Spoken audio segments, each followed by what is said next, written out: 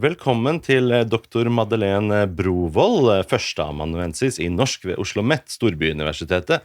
Hun forsker på norsk-jødisk litteratur og litterære minoritetsfremstillinger i et historisk perspektiv.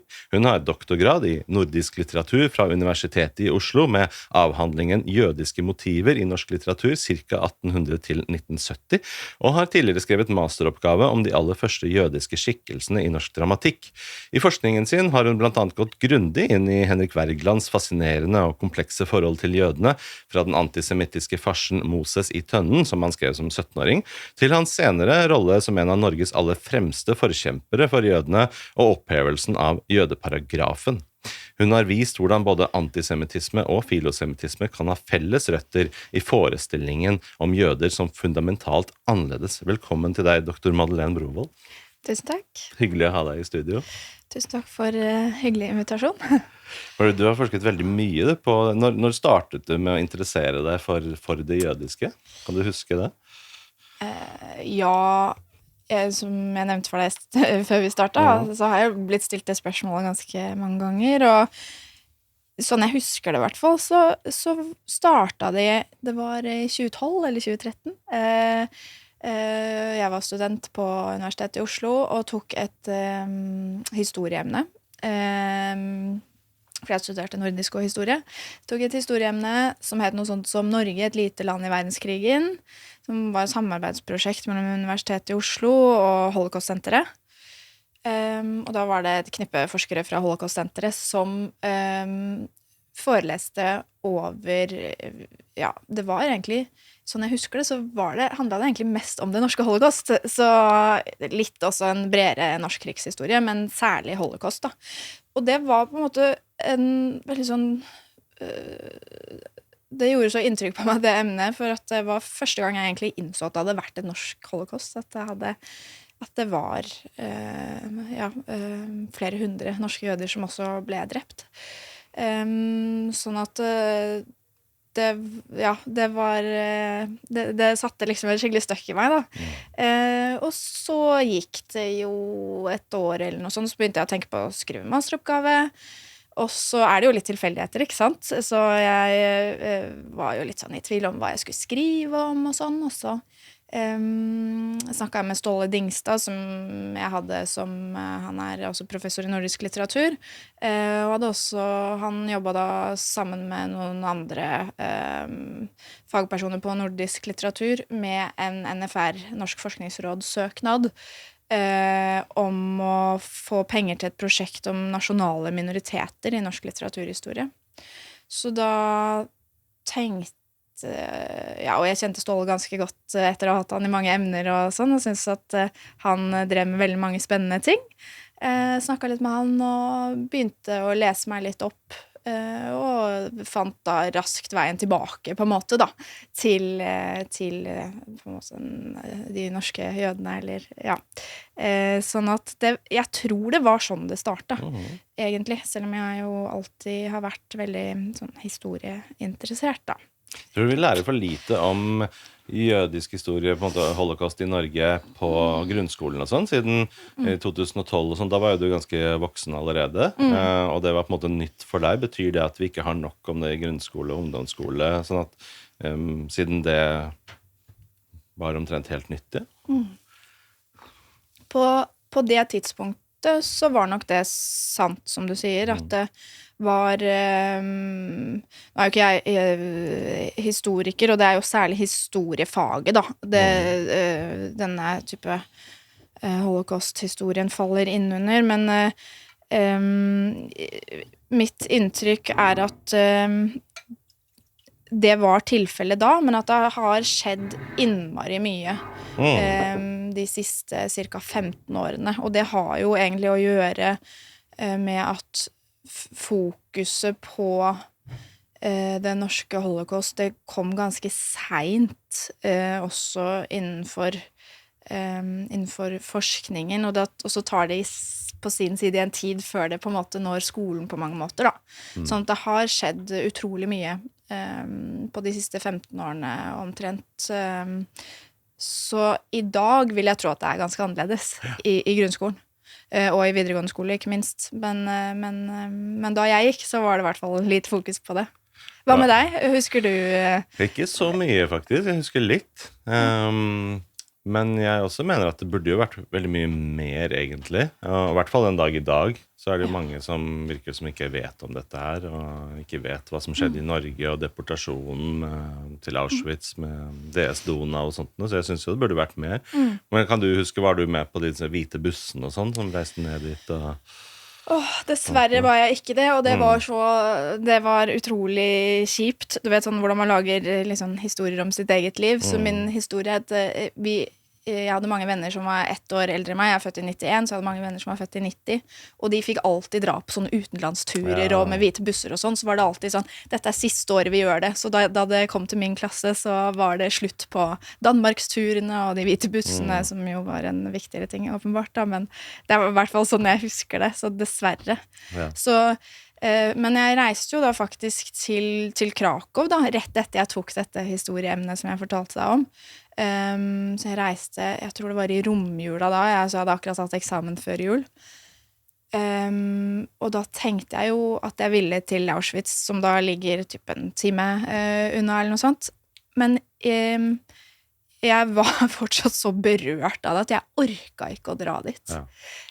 Så det gikk et par år etter det igjen før jeg til slutt dro da. Så jeg orket faktisk ikke, selv om jeg var rett i nærheten den første gangen, for at det hadde gått sånn inn på meg. Hvordan var det da du dro dit? Det var veldig rart. Det var i oktober et år, kanskje sånn rundt 2017-2018 eller noe. Og så var det sånn Indian summer på det tidspunktet, så det var 20 grader, og vi hadde plutselig ikke med oss lite nok tøy og sånn, vi som reiste, fordi vi tenkte at det var høst. Så var det så varmt, og når jeg kom dit, så var det liksom så, det var egentlig ganske vakkert der. Særlig den delen av leiren som har disse, du vet, disse røde teglsteinshusene. Det er vel Auschwitz 1. Birkenheim var litt annerledes, men det var så grønt overalt, ikke sant? Så det er noe ganske annet enn man kan jo forestille alle menneskene som var der, og at leirene var nybygd enda, at det var ikke sant, mye mer hele området så veldig annerledes ut da på 40-tallet. Så det var kjemperart. Og så husker jeg som et moderne og ungt menneske, så tok jeg opp mobilen da, ikke sant? Og jeg tror det var Snapchat, og så liksom på det gjennom kamera, for det er noe med at man også er vant til å se det på film, ikke sant? Gjennom kameralinsa. Så jeg tok opp kamera, husker jeg. Og tenkte sånn, jeg må ha noen bilder, men prøvde å gjøre det på en liksom respektfull måte da, for det er jo også en sånn, man føler seg jo litt sånn som en kikker, ikke sant, også når man er på et sånt sted. Men så på en eller annen vis så tror jeg tok på svart-hvitt filter, så det var akkurat som det var mer virkelig å se på det gjennom, skjønner du? Fordi det er jo sånn vi er vant, og det sier jo noe om hvor viktig kanskje film er da, for å forme inntrykket vårt av historiske hendelser som særlig holocaust da. Eller hva tenker du om det? Eller jeg kan tenke meg det, liksom, du kjenner igjen liksom, hva er dette stedet, og så tar du det på svart-hvitt, så nå er jeg her, fordi det var rett og slett så det kommer nok kanskje litt an på når på år man reiser dit, og hvordan været er og sånt, men det var liksom så vakkert der akkurat da. Og det var en del turister, men det var ikke noe sånn, vi gikk i kø og sånn, det var, sånn at det var liksom pittoresk omtrent, ikke sant? Så det sier jo noe med sånn tvetydighet da, med sånne minnesteder. Så jeg hadde nok fått et ganske annet inntrykk hvis jeg hadde dratt den gangen i romjula, hvor det var så kaldt og surt og grått, og jeg husker det var så tåket, og det var noe av grunnen til at jeg tenkte, jeg orker ikke å se det nå på årets verste. Og se for seg hvordan de hadde det, det var kaldt og rått. Og man selv fryser med så mye klær på. Det er nettopp det, kanskje det nesten er å beskytte seg litt fra å se det på den verst tenkelige måten, og se for seg hvordan folk har det. Jeg har faktisk ikke reist dit ennå selv, jeg har ikke vært der, for jeg har ikke orket, fordi min egen familie ble jo drept der, min oldemor ble drept der, hun var jo på DS Donau, som ble sendt her fra 1942. Så det Liksom, jeg tror jeg redd for også reaksjonen på å dra dit, og så se det, og så være der, og så hvor sterkt det da.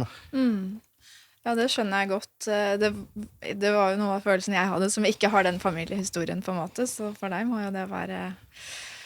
Ja, man skal tenke seg godt om. Jeg var også på en konferanse i Krakow nå i mars, hvor jeg også møtte en yngre akademiker som jobbet med en doktorgrad, og som selv hadde en tysk nazistisk familiehistorie på den ene siden og jødisk familiehistorie på den andre, så han liksom bar i seg Hyggelige familieselskaper. Ja, så han var jo utrolig flink ung mann, og han sa noe av det, han sa at han hadde ikke orket å dra dit enda, og orket ikke å dra dit mens vi var der. Det må sitte riktig, og det tipper jeg det mange som kan kjenne seg igjen i, at man må på en måte være forberedt og være på et sted da, hvor man i hvert fall tror at man kan håndtere det. Og så jo alle forskjellige selvfølgelig, men det fint å kjenne litt etter selv om man i nærheten, om man på rett sted da, og kan bære det, liksom. Vi pratet litt om objekter før vi startet her. Hvor viktig tror du det at man liksom bevarer de fysiske bygningene og fysiske stedet og gjenstander og ting og sånt, for å huske, sånn at det ikke bare i tekst og bøker? Ja, det tror jeg jo utrolig viktig, og det jeg tror jo at objekter de på en måte vittner til historien da, mens vi mennesker nødvendigvis dør på et eller annet tidspunkt, så kan jo en del objekter leve mye lenger enn oss.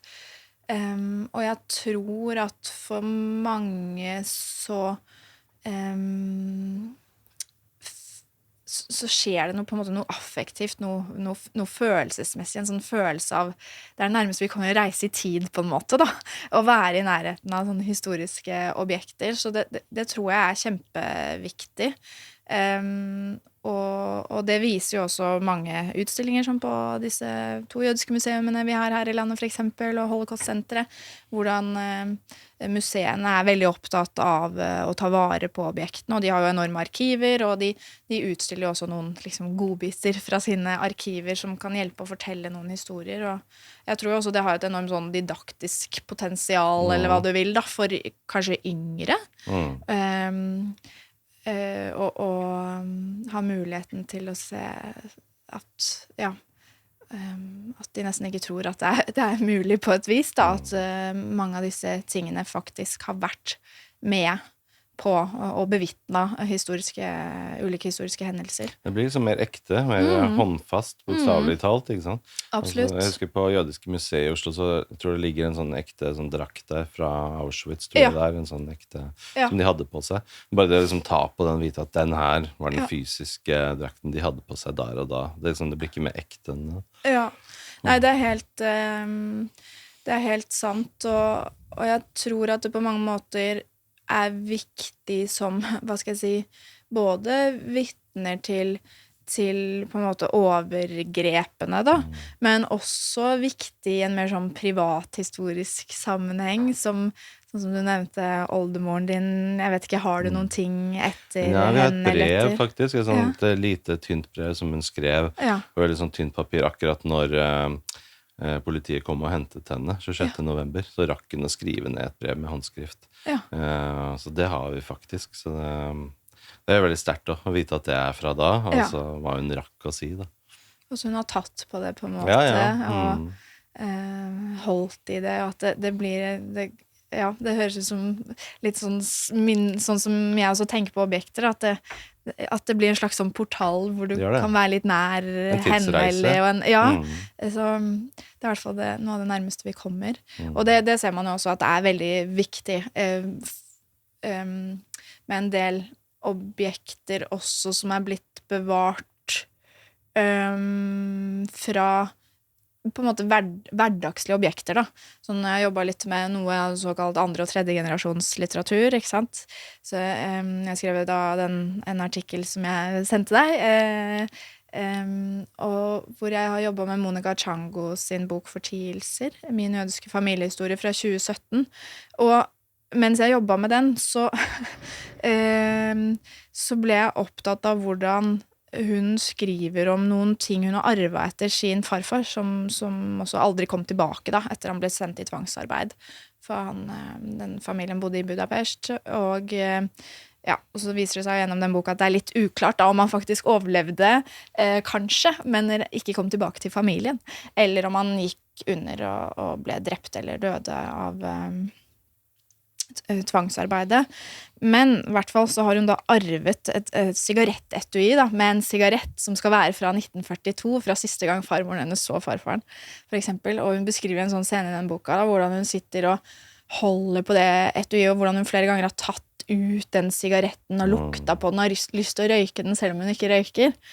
Og så sier hun også faktisk at hun, noe sånt som at jeg har ikke giddet å sjekke, den hans. På en måte, det spiller, liksom, hun helt overbevist om at den faktisk fra han, og hvordan det liksom helt sånn tydelig, hvordan, og hun sånn opptatt av å holde på den, ha den nær seg, og hun beskriver også noen askebeger som hun har arvet etter han, og sånn, og hvordan hun liksom har sittet og lukta i dem for å prøve å lukte etter liksom noen av restene av han da, på en måte, og hans liv, og at han likte å spille poker, vet hun, og sånn. Så på en måte, hun vet jo helt sikkert at det ikke mulig, ikke sant, å lukte sigarettrester fra før 1942 i et askebeger som på en måte av noe type, om jeg litt usikker på materialet, men noe keramikk eller noe sånt. Men det viser på en måte noe, for det jo på en måte ikke, det jo ikke, hva skal jeg si, det jo ikke type vittner om holocaust egentlig, disse objektene, men det jo en slags familierelikvier likevel da, fordi at det jo arven etter et kjært familiemedlem som ble borte, som de sa, ikke sant? Men som det vittner om tiden før, på en måte, før holocaust, fra hverdagen, fra det livet som han levde da, og sånn. Så jeg liksom begynte da, mens jeg jobbet med det i fjor, så begynte jeg å bli oppmerksom, og det startet vel egentlig med at jeg rydda i min egen bod, hvor jeg fant min egen konfirmasjonskjole som jeg har tatt vare på i 20 år, liksom. Hvordan jeg liksom lukta på den, og jeg har russelua etter farmora mi, og sånn type ting, fra liksom 1956 eller noe sånt, og hvordan det de beste tingene jeg har, skjønner du? Disse arva tingene, og liksom noen serviser og sånn. Og det var da jeg kom på det sporet med at, vent litt, hva skriver Monica Chango igjen om disse familieobjektene? Og så ble jeg litt interessert i det, og forfølge dette sporet, og da kunne jeg jo, kanskje, noen ganger kunne jeg ønske at jeg ikke bare drev med litteratur, men kanskje var mer historiker og kunne jobbe litt med friere materialer og sånn, men jeg prøver jo på mange måter å studere hvordan alt det her jeg interessert i kommer til uttrykk i tekst da, ikke sant? Og vi ser jo at mye av forskningen, også holocaust-forskningen, har vært opptatt av disse objektene, som du sier, ikke sant? Disse fangedraktene, ting som fanger lagde i konsentrasjonsleirene, kokebøker, alt mulig. Men vi ser også at disse objektene og fokuset på dem også eller jeg har begynt å legge merke til i hvert fall, at de også har en sentral plass i mye av denne selvbiografiske litteraturen som jøder som overlevde og deres etterkommere skriver om. Så de er også opptatt av ting, og de skriver om disse tingene i tekster. Så det liksom litt meta da, men jeg synes også det veldig interessant. Ja. Men det jo sånn små tidskapsler, på en måte. Tid ikke en variabel lenger, fordi den tingen, den akkurat lik som, den har eldet litt, men den jo ellers lik som det de hadde, det de holdt der og da. Det det nærmeste man kommer med sånn førstehåndsperspektiv fra den personen da, i det tidsrommet. Og den eneste koblingen vi har en sånn fysisk til å, det det nærmeste vi kommer å være der, å holde den tingen som de holdt. Og ta på dem, ikke sant? Det gjennom å ta på noe de tok på, disse familiemedlemmene, fordi de jo borte, så det liksom en slags sånn fysisk kontakt da, med...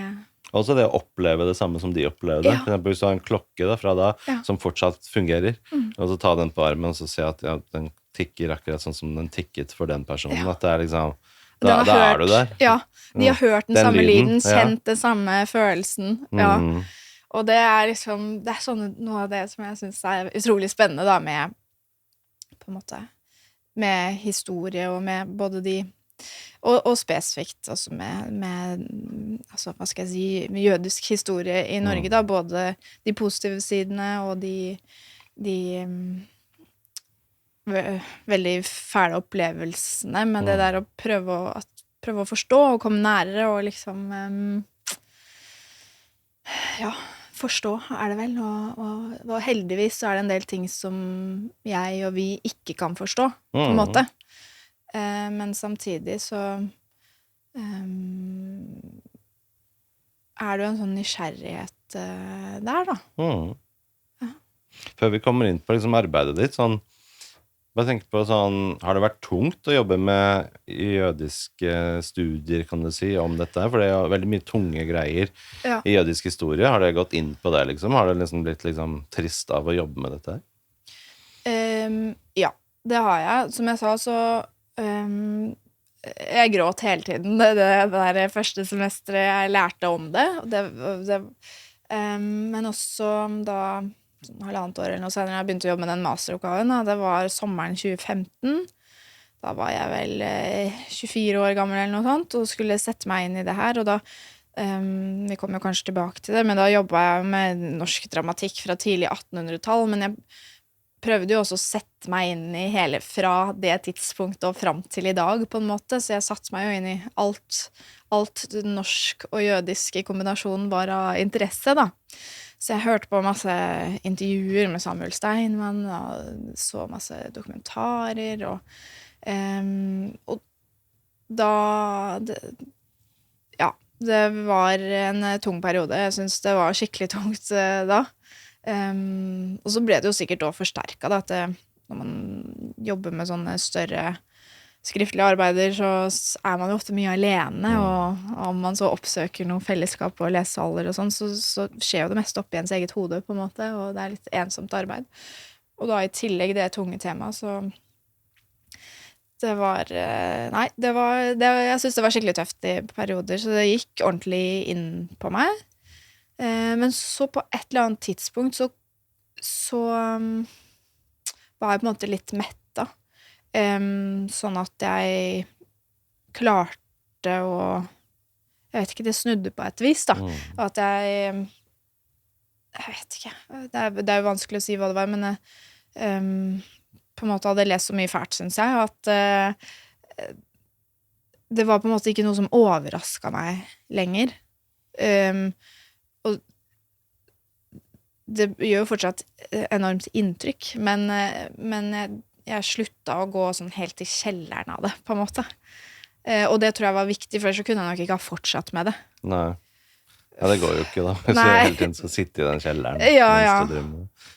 Så, men jeg tenker jo at det tror jeg sikkert mange andre du har snakket med, og her har sagt noe lignende, at det gjør jo noe med deg, så jeg tenker jo at å jobbe med den tematikken så lenge, så det blir jo litt en del av, det har jo blitt litt en del av meg, føler jeg, på en måte. Ja. Så har du blitt kjent med som jødiske nordmenn og sånn gjennom denne perioden her? Gjennom dette arbeidet? Ja, det har jeg. Jeg er blant annet veldig heldig og er med i en bokklubb i Det Mosaiske Trossamfunn. En feministisk eller kvinnelig bokklubb. Det er veldig stas å få være med på det. Så jeg føler meg privilegert som får lov til å være med. Vi er noen få fagpersoner som er veldig interessert, da, som har fått lov til å være med inn på det. Så hyggelig. Ja, det er kjempehyggelig. Og det er så mye spennende vi leser der, så ja. Så jeg har en del kontakt med det jødiske miljøet, sånn, i en sånn faglig sosial setting, kan man vel kanskje si. Hatt litt kontakt med de jødiske veiviserne noen ganger, og han som er ansvarlig for det. Og jeg tenker jo at det er viktig å ha litt kontakt med det jødiske miljøet når jeg jobber med denne tematikken. Det vil jo være veldig rart å stå helt på utsiden, på en måte, og ja. Helt klart.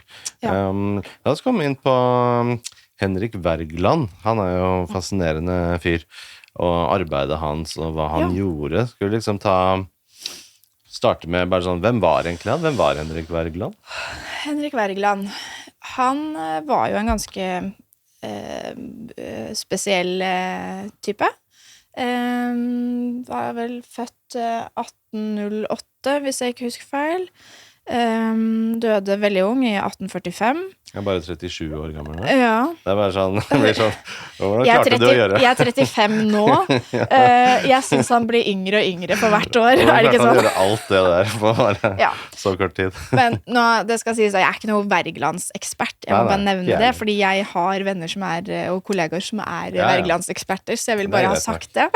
Det er mer om Men, arbeidet hans i ja, forhold til ja. det jødiske. Men absolutt. Men han var jo da sønn av Nicolai Wergeland, som var en av de såkalte Eidsvollsmennene, som var med på å lage grunnloven i 1814. Sånn at han var jo ikke født inn i noen hvilken som helst familie, det er jo et viktig poeng, og søsteren hans ble jo senere kjent som Camilla Collett, som er en av de viktigste forfatterne i norsk litteraturhistorie. Men han vokste jo da opp på denne her pressegården i denne ganske spesielle familien, og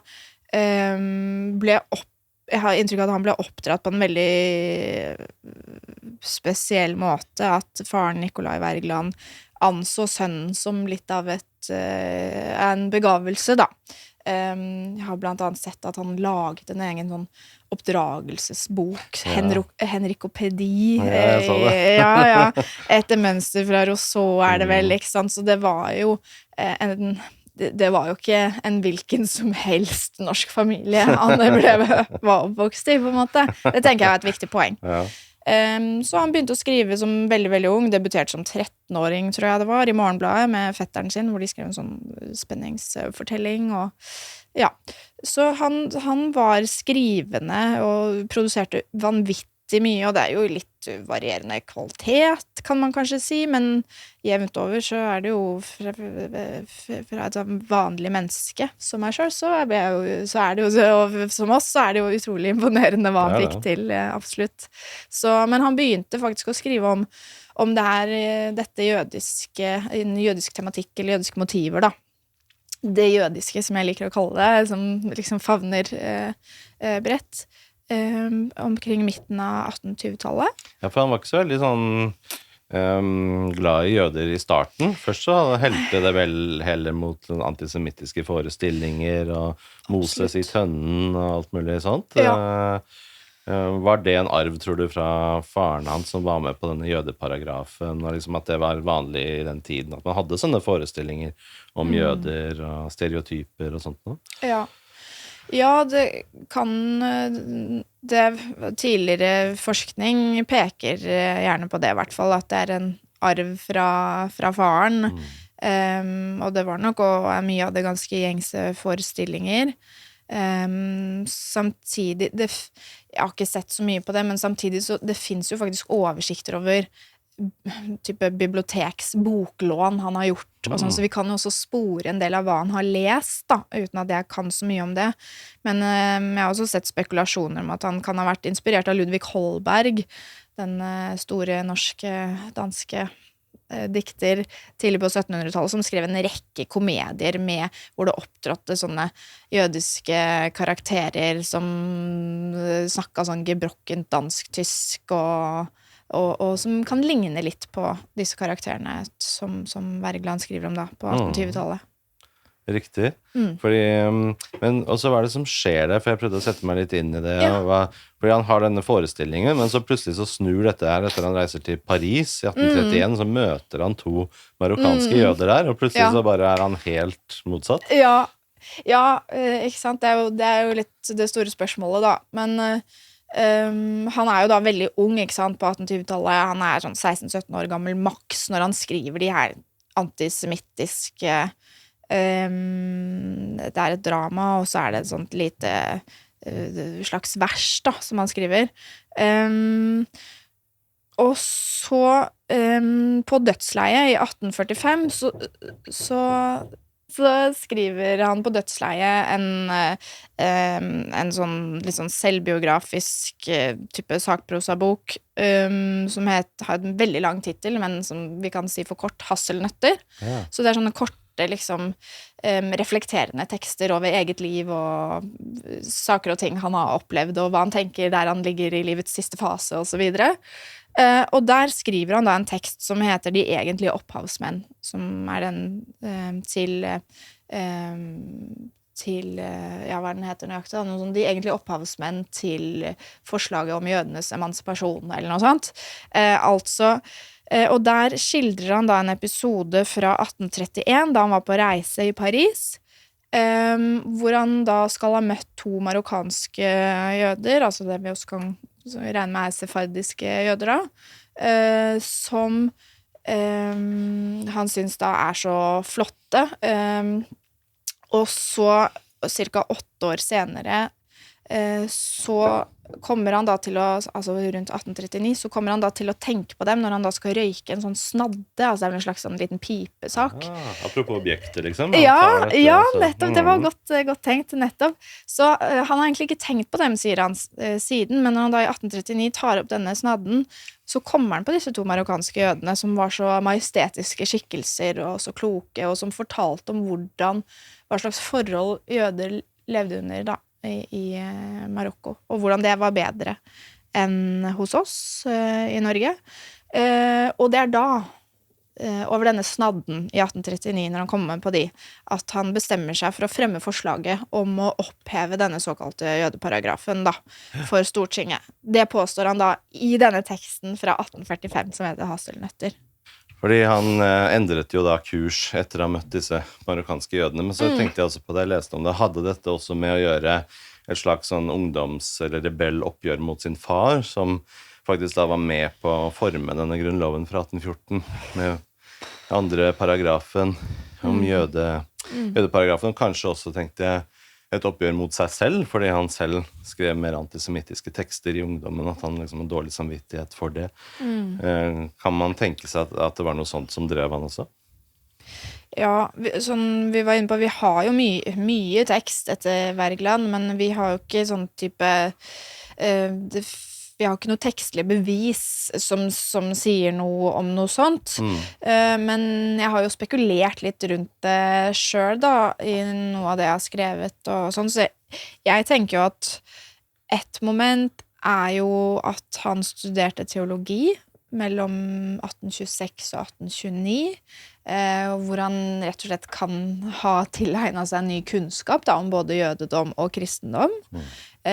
Selv om faren var prest, så det jo noe, vil jeg jo tro at han lærte en del nytt i den perioden.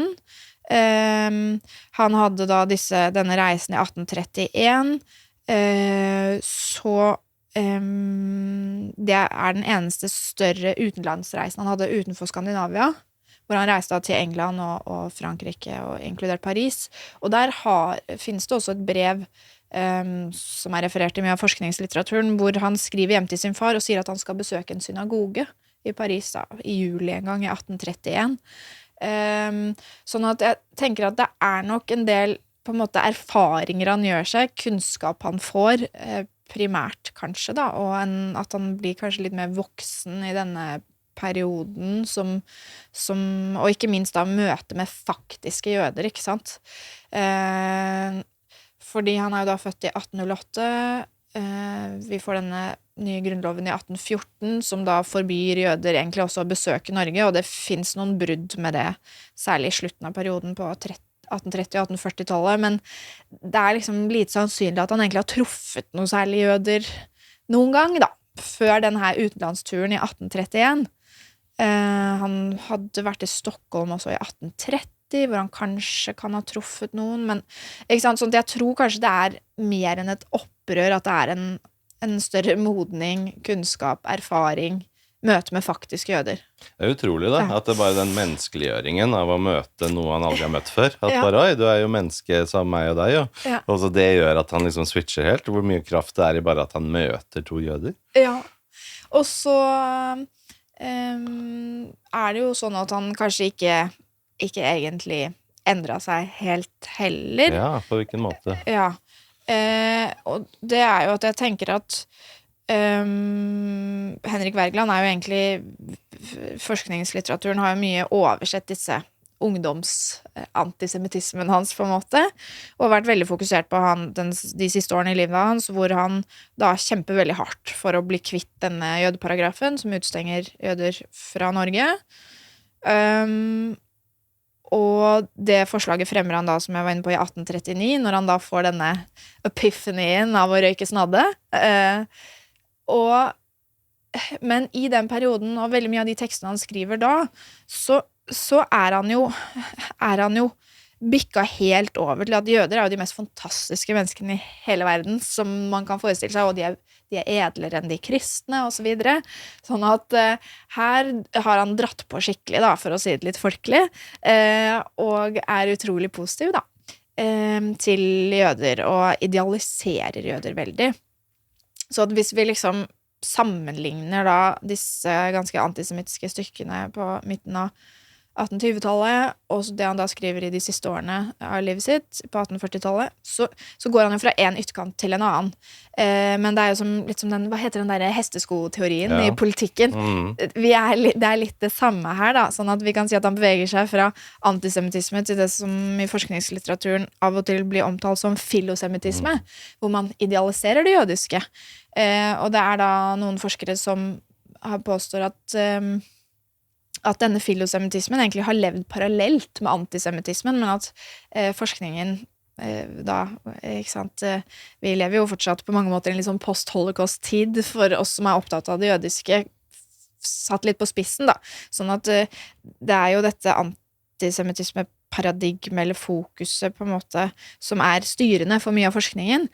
Men de hevder da at filosemittisme også har levd parallelt da, historisk med en sånn antisemittisme, hvis jeg nå husker det rett. Ja, for kan dette her egentlig handle om også dette fenomenet med allosemittisme, altså jødene er den andre, ikke sant? At man klarer aldri å forholde seg til jødene som liksom bare likestilt, bare mennesker som det er, men enten så er det liksom se ned på eller se veldig opp til, at det blir det er akkurat det, sånn at ikke sant, her forskeren bruker mange ord og må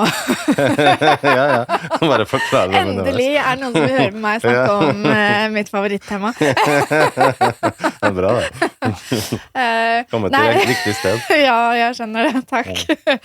Neida, og da er det blant annet Sigmund Baumann, er det vel, og en som heter Arthur Sandauer, som har brukt dette allosemittisme-begrepet, som du sier, som på en måte favner både antisemittisme og filosemittisme, som du er inne på, som sier noe om at det skiller på en måte ikke mellom idealiseringen eller demoniseringen. Det sentrale med dette allosemittisme-begrepet er at jøder blir sett på som annerledes. De er først og fremst jøder. Og så kan de da idealiseres med at jødene er jo så flinke folk, og de har jo vunnet veldig mange Nobelpriser, ikke sant? Man har jo hørt sånne generaliseringer, og så er det da det andre jødene styrer verden, altså nå setter jeg det litt på spissen her da, men man kan også bruke det allosemittisme som en felles betegnelse da, for disse... For hesteskoen. Men hvorfor er det sånn da? Hva er denne mekanismen? Hvorfor er det sånn at man klarer ikke forholde seg til jøder som bare er helt lik som deg selv? Det blir liksom noe helt annet, enten til det positive eller til det negative. Ja, nå er vi utenfor mitt kompetanseområde. Som heter at du har fasitsvaret på dette. Neida, men vi kan jo synse litt rundt det. Jeg går på synsing. Ja, og jeg tenker jo at det mye handler også om på en måte minoritetsstatusen da. Sånn at jøder innenfor mange nasjonalstater og i mange ulike land på en måte har hatt minoritetsstatus og har på en måte fylt funksjoner i forhold til majoritetsbefolkningen, ikke sant? Så noen ganger så har de da blitt sett opp til som gruppe, og kanskje særlig hvis det har vært noen fremtredende rike eller begavede jøder som har blitt liksom på en måte de mest synlige utad i noen samfunn, og i andre samfunn eller andre perioder så har det som da i en periode ble ansett som noe positivt blitt snudd til noe noe negativt. Ja. Ikke sant? Sånn at jeg tror det har mye med den minoritetsposisjonen å gjøre, og så er det jo samtidig denne langvarige på en måte anti-judaismen som vi gjerne snakker om før forløperen til antisemittismen, ikke sant? At igjen, nå er ikke det her det jeg er ekspert på, men Det er jo litt men sånn, tenke høyt rundt det. ja, men så jeg tenker jo liksom at mye kanskje også henger igjen i den her litt sånn gamle kristne behovet for å markere seg i forhold til jødedommen. Hvor på en måte kristendom da gikk fra en slags jødisk sekt til å bli en egen religion, ikke sant? Og at det har vært et sånn behov for å ta avstand. Og at det Og så vise hva Kanskje. man selv er ved å vise hva man ikke er, ikke sant? Så, og da får Absolutt. jødene alle de egenskapene man selv ikke er, og Ja. det blir en kontrast da. For å se, vi er alt det der er vi ikke, da får de egenskapene, en sånn klassisk projisering da. Alt det Absolutt. man ikke vil vedkjenne ved seg selv, det er dem det. Det er de som er grådige, det er de som er misunnelige, eller det er de som konspirerer, det er de som ordner seg, det er de som er griske, det er de som, alle sånne negative egenskaper, som det er i hvert fall ikke jeg, det er de. Absolutt. Og så er det jo da noe med også den derre, tror jeg kanskje den felles ytre eller indre fienden, men altså et eller annet slags sånn vi og dem-tankegang her da, som hvor jødene med lang botid i mange europeiske samfunn har vært der så lenge på et eller annet vis, og de har gjennom ulike perioder kunnet fylle den funksjonen, men og at det har vært spesifikke grunner til at det har vært behov for det da. Så når det har vært noe som har vært mindre, hva skal jeg si, i en periode hvor man ikke har vært så fornøyd med et eller annet, så har det jo fingeren blitt pekt mot jødene. Det har vi jo sett mange eksempler på opp gjennom historien. Sånn Det var sånn svartedauden og pesten, og liksom, det var sikkert jødene sin skyld. Men samtidig så har man behov for dem plutselig, sånn som i England, så kongen var fattig, og kongehuset trengte penger, så da lånte de av jødene, og så bare fant de ut at det er kjipt å måtte betale tilbake alt det lånet, så vi kaster dem ut i stedet. Så det er bedre. Men det er også fascinerende med at jøder kan man liksom både se ned på og se opp til samtidig. At du kan både ha misunnelsen for hva jødene får til, og tråkke på dem. Liksom du kan ha begge forholde seg til jøder på begge måter samtidig. Ja, og det her er jo kjempekomplekst igjen, må jeg bare påpeke, men jeg tenker jo at hvis vi tenker på i en norsk sammenheng da, så har jo også kanskje jødene på mange måter de har vært mye mer integrert da, i majoritetssamfunnene, og sånn er det jo også i flere europeiske land, enn flere andre av de nasjonale minoritetene har vært, for eksempel.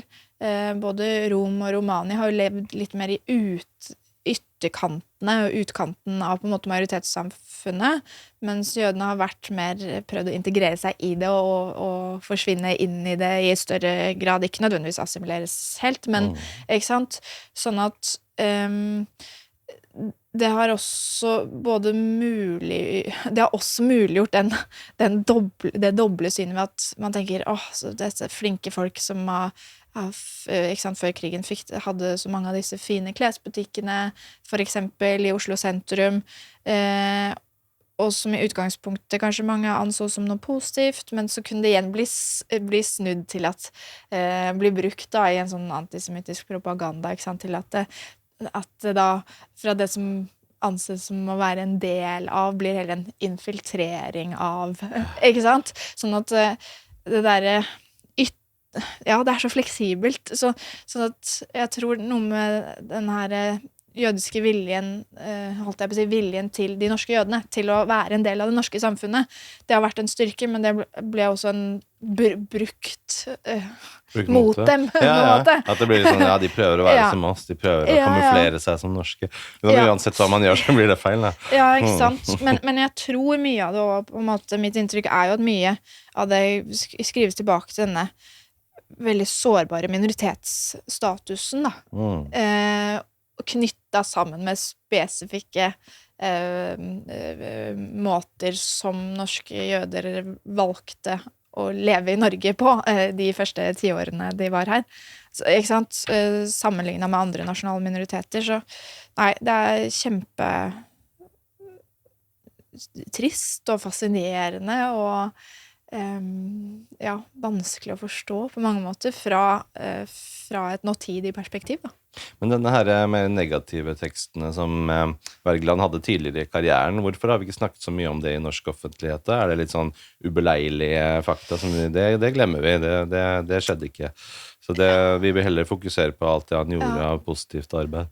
Ja, da jeg som masterstudent begynte å se på det her, så var det jeg tenkte. Så tenkte jeg, nå har de gått inn for å liksom bare fokusere på alt det bra han gjorde og sånn, men med året så har jeg liksom kommet frem til at jeg tror på den ene siden at ja, det sikkert litt beleilig på en måte, men på den andre siden så tror jeg det mer at de ikke har vært så opptatt, at de har tenkt at han var så ung da, at det ble ikke publisert i hans levetid. At det var vanlig tankegang på den måten, liksom?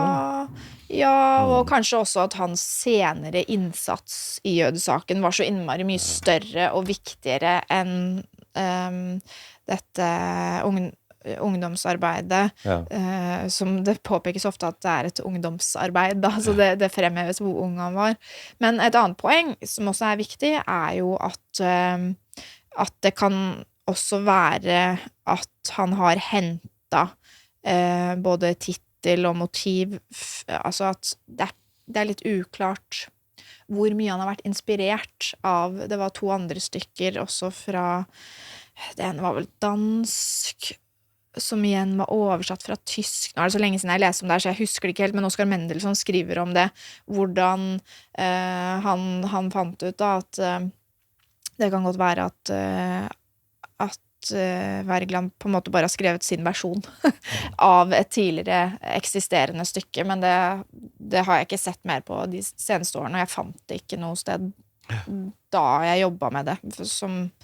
Men ja, så jeg tror nok det at det ikke et originalt, eller at man antar at det kanskje ikke et helt originalt arbeid, at det også har spilt inn, da.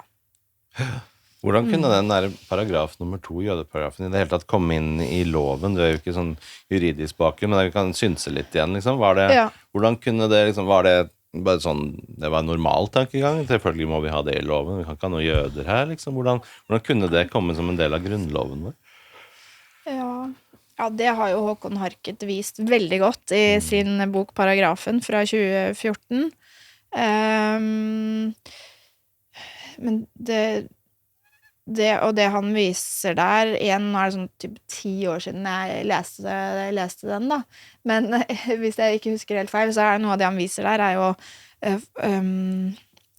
og her igjen det liksom, det helt fantastisk at det går an det finnes oversikter over bøkene flere av de sentrale eidsvollsmennene eide og hadde i sine boksamlinger, og hva de sannsynligvis da har lest, og han viser jo da at flere av de hadde sentrale opplysningstenkeres verker i sine samlinger, og at hvis jeg nå igjen ikke husker feil, viser han også at en del av disse sentrale opplysningstenkerne også hadde en del sånn antisemittisk tankegods med seg. Så, ja, sånn at det en arv da, som de tok med seg, og at det var på en måte så igjen så levde jo, det her var jo en tid hvor også jøder i flere land ble emansipert, mens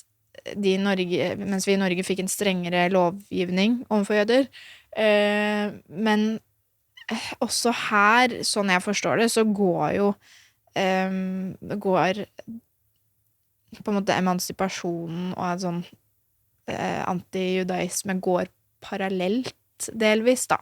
Og så det et viktig ord der, fremdeles utelukket fra riket. Absolutt. Det ikke noe nytt dette her. Vi skulle bare stadfeste at det fortsatt må være sånn. Så det var jo en allerede eksisterende lov fra den her dansk-norske union som ble videreført, men Håkon Harket viser jo i sin bok, mener jeg husker, at det var en ytterligere innskjerping da, i den norske grunnloven, og hvordan paragraf 2 var egentlig ment å være en religionsfrihetsparagraf, som man har også sett på flere av utkastene, og viser hvordan det da ender opp med å være egentlig det motsatte. Wow. Ja, så det er veldig interessant. Ja, så hvis ikke du har lest den boka, så bør du lese den. Veldig Absolutt. Interessant. Ja. Men så får jo Wergeland for seg at dette må bli en kampsak, dette må han ta tak i. Hvordan det han går i gang da, og hva gjør han for noe? Det skriver han jo jøden, og så jødinnen etter hvert, og hvordan arbeider han på en måte med dette her?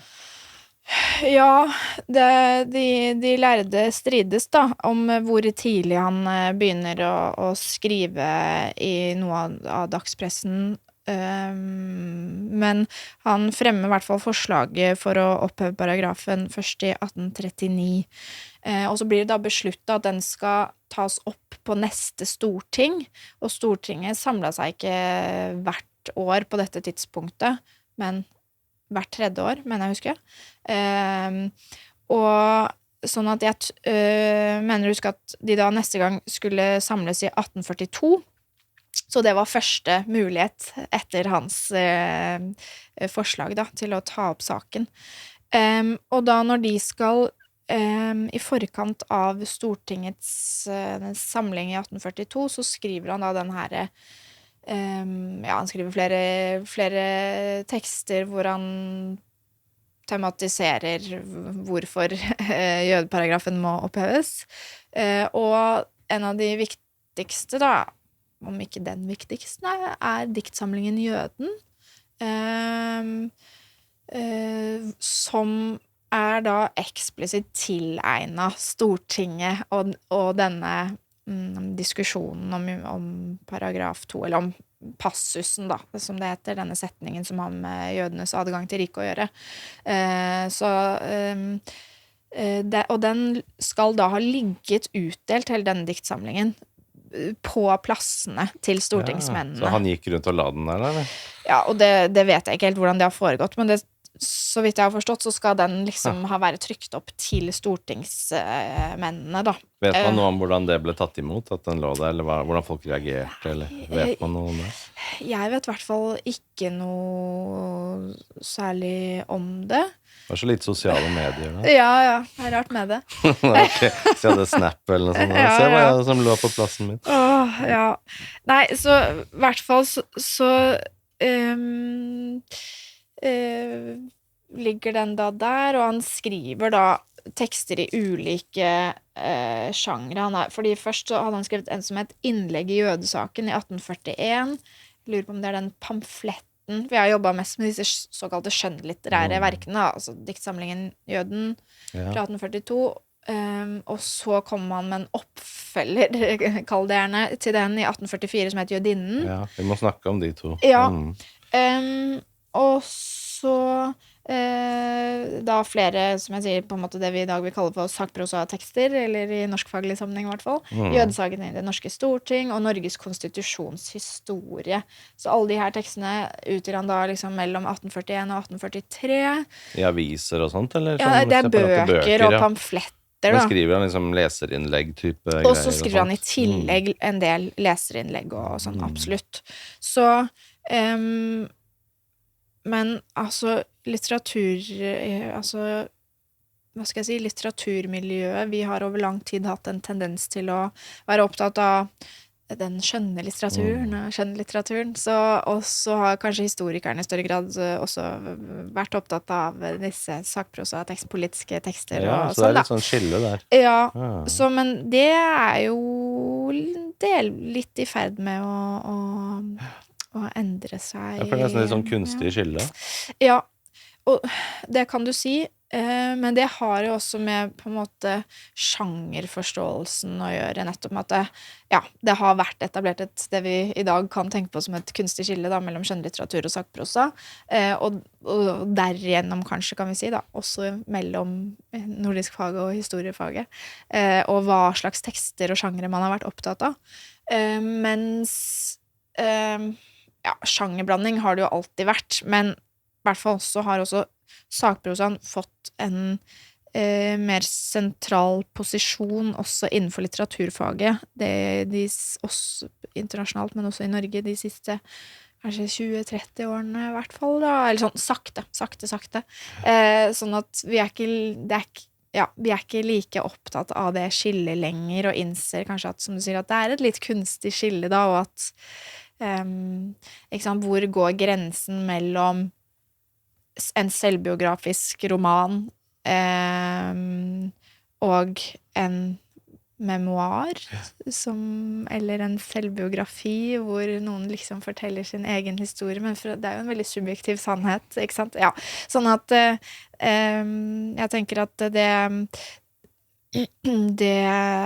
noe som har skjedd i senere tid og fremdeles på gang da, men så derfor jeg har i hvert fall da vært mest opptatt av skjønnlitteratur lenge, og jobbet da litt begynte med Moses i tønnen, og så jeg jobbet litt mer da med jøden og jødinnen i senere tid. Men det vi også ser jo at det fikk altså at Wergelands om det vanskelig å si da, om det Wergelands arbeid eller om det tidsånden på noe vis som gjorde seg utslag, men i hvert fall så ble da jødeparagrafen stemt over i 1842, 1845 og 1848. Og det ble flertall for å endre paragrafen, men ikke 2/3 flertall, som var nødvendig for å endre grunnloven. Så først da Wergeland dør som sagt i 1845, så han bare i live for én av disse avstemningene, for jeg mener at den i 1845 litt etter han dør, så i 1848, og så først da i 1851, da 6 år etter hans død, får han gjennomslag. Men noe skjer i hvert fall i disse årene han aktiv i og for saken, som gjør at det ganske sånn sett relativt raskt, kan vi kanskje si da, går fra flertall til nødvendig flertall. Og det jo nærliggende å tenke at hans skriverier i ulike sjangere har hatt noe å si i hvert fall, selv om det litt vanskelig å si hvor stor påvirkning det hadde at han delte ut jøden på stolene eller plassene til stortingsmennene. Men får han med seg andre personer i denne kampen også til å være aktiv på samme måte, eller det han litt sånn sololøp, det egentlig bare han som gjør alt dette? Ja, det et godt spørsmål, for jeg tenker at det jo han vi gjerne har forbundet med denne debatten da, men da jeg jobbet med masteroppgaven min, så kom jeg over flere stykker. Flere av dem nevner Oscar Mendelssohn, som var uvurderlig i det tidlige arbeidet. Så det viser seg at det ble skrevet flere dramaer med jødiske karakterer i denne jødeparagrafens tid, og de fleste av dem blir jo da skrevet i den perioden Wergeland holder på, med sitt, hva skal jeg si, sin aktivisme, kan vi kanskje si. Så det var flere norske forfattere som skrev skjønnlitteratur om saken, og som skrev liksom skjønnlitterære innlegg i denne debatten, da, og det jo ganske interessant hvordan dette jo den perioden vi litteraturfolk gjerne liker å kalle for romantikken, ikke sant? Så de brukte den skjønnlitteraturen til å liksom satt på spissen, til å engasjere seg i politikk. Det var veldig ofte i diktform, men det rimer og sånt noe på den tiden. Så og Andreas Nildal har også skrevet en interessant artikkel om debatten om denne saken i en antologi som kom i fjor, blant annet, men jeg vet i hvert fall da at det var flere forfattere som engasjerte seg i debatten, hvor hvor stor innvirkning de kan ha hatt på saken. Fordi Andreas Munch, for eksempel, som var en sånn relativt sentral norsk dikter på tidspunktet, han skrev blant annet et dikt som handlet om utstengelsen av de norske jødene. Jeg lurer på om det var på slutten av 1830-tallet en gang. Og han skrev også et drama som jeg skrev litt om i masteroppgaven min, og det begynner å ligge langt bak, kjenner jeg. Men det dramaet, det var sånn skrivebordsarbeid som aldri kom ut i hans levetid, og som jeg mener husker at først ble utgitt da blant annet av Andreas Munch-selskapet og den samme Andreas Nildal som jeg nevnte da. Var det liksom sosialt stigma på den tiden å stå opp for jøder? At man ble liksom, har du blitt jødevenn, liksom? Var det en belastning og en byrde å tale jødenes sak? Ja. Igjen, disse sosiale mediene savner vi jo virkelig å ha innsikt i hva de har skrevet på veggen til hverandre. Neida. Men vi vet jo ikke så mye om det, men jeg så litt i stad blant annet på jeg jobbet litt med en artikkel om en av dikta i Jøden i fjor, og da skal vi se, så jeg jobbet litt med både Jøden og Jødinnen, og der skriver da en av anmelderne av disse diktsamlingene skriver noe sånt som det du var inne på her, nå finner jeg det ikke i farta, men skriver noe sånt som at her har Wergeland tenkt seg vært så empatisk og tenkt seg så varm inn i denne jødesaken at han nesten blitt jøde selv. Ja. Nettopp. Søren at jeg ikke fant det her nå. Ja, men jeg kan tenke meg det, for han går jo mot liksom konsensus på den måten at det, liksom, det en del av grunnloven. Ja. Det det han jo minoritet i dette synet, vil jeg jo tro. Ja, og alt tyder jo på det, for så vidt. Jeg fant det her nå. Dikteren har tenkt seg så varm inn i den sak for hvilken han vil virke, at han nesten ikke erindrer annet enn at han selv jøde. Så det mener jeg var anmeldelsen av jødinnen, da, ikke jøden. Men det jo veldig lignende både motiv og tematikk i de to diktsamlingene. Men så han har nok stått i litt, men det også skrevet en bok om hvordan jødeparagrafen ble faktisk behandlet da, i praksis. Nå husker jeg ikke i farta hvem som har skrevet den. Men en professor på Universitetet i Bergen, nå stod det helt stille på navnet. Jeg kan finne det mens du prater. Ja, og han har skrevet om da, hvor han i arkivene har funnet noe tekst, korrespondanse blant annet, da, på hvordan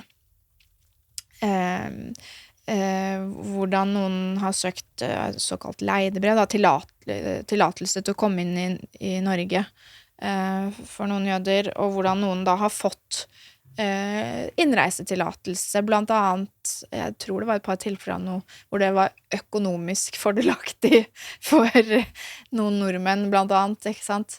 Sånn at vi ser frem mot opphevelsen i 1851, så det flere tilfeller at man liksom i praksis ser bort ifra å håndheve jødeparagrafen.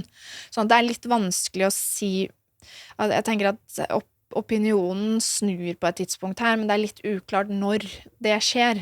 Frode Ulvund. Takk, Frode Ulvund det. Fridommens grenser 1814 til 1851. Håndhevingen av den norske jødeparagrafen. Kom ut i 2014. Det var liksom Frode Ulvunds bok, og Håkon Harkets bok på mange måter litt sånn der anti-feststemning i 200-årsjubileet for grunnloven, og det var på sin plass, absolutt. De var nok regnet nok med at det kom til å bli et ganske selvforherligende år, vil jeg tro. Det var så god stemning, alle var enige med å ha det hyggelig. Så kommer noen og forteller sånne inconvenient truths. Ja, ikke sant? Så nei da, det to veldig gode bøker som jeg brukte en del da jeg jobbet med masteroppgaven. Jeg tenkte vi må ta for oss noen konkrete tekster, både en fra da han skrev litt mer negativt i forhold til jøder, og de to jødene og jødinnen. Vi kunne jo tatt den der mest kjente, denne Moses i tønnen. Moses i tønnen, hva det for noe? Hva handler det om? Ja, det er det dramaet, det er en farse som Hva betyr en farse, egentlig? Det er en undersjanger av komedien.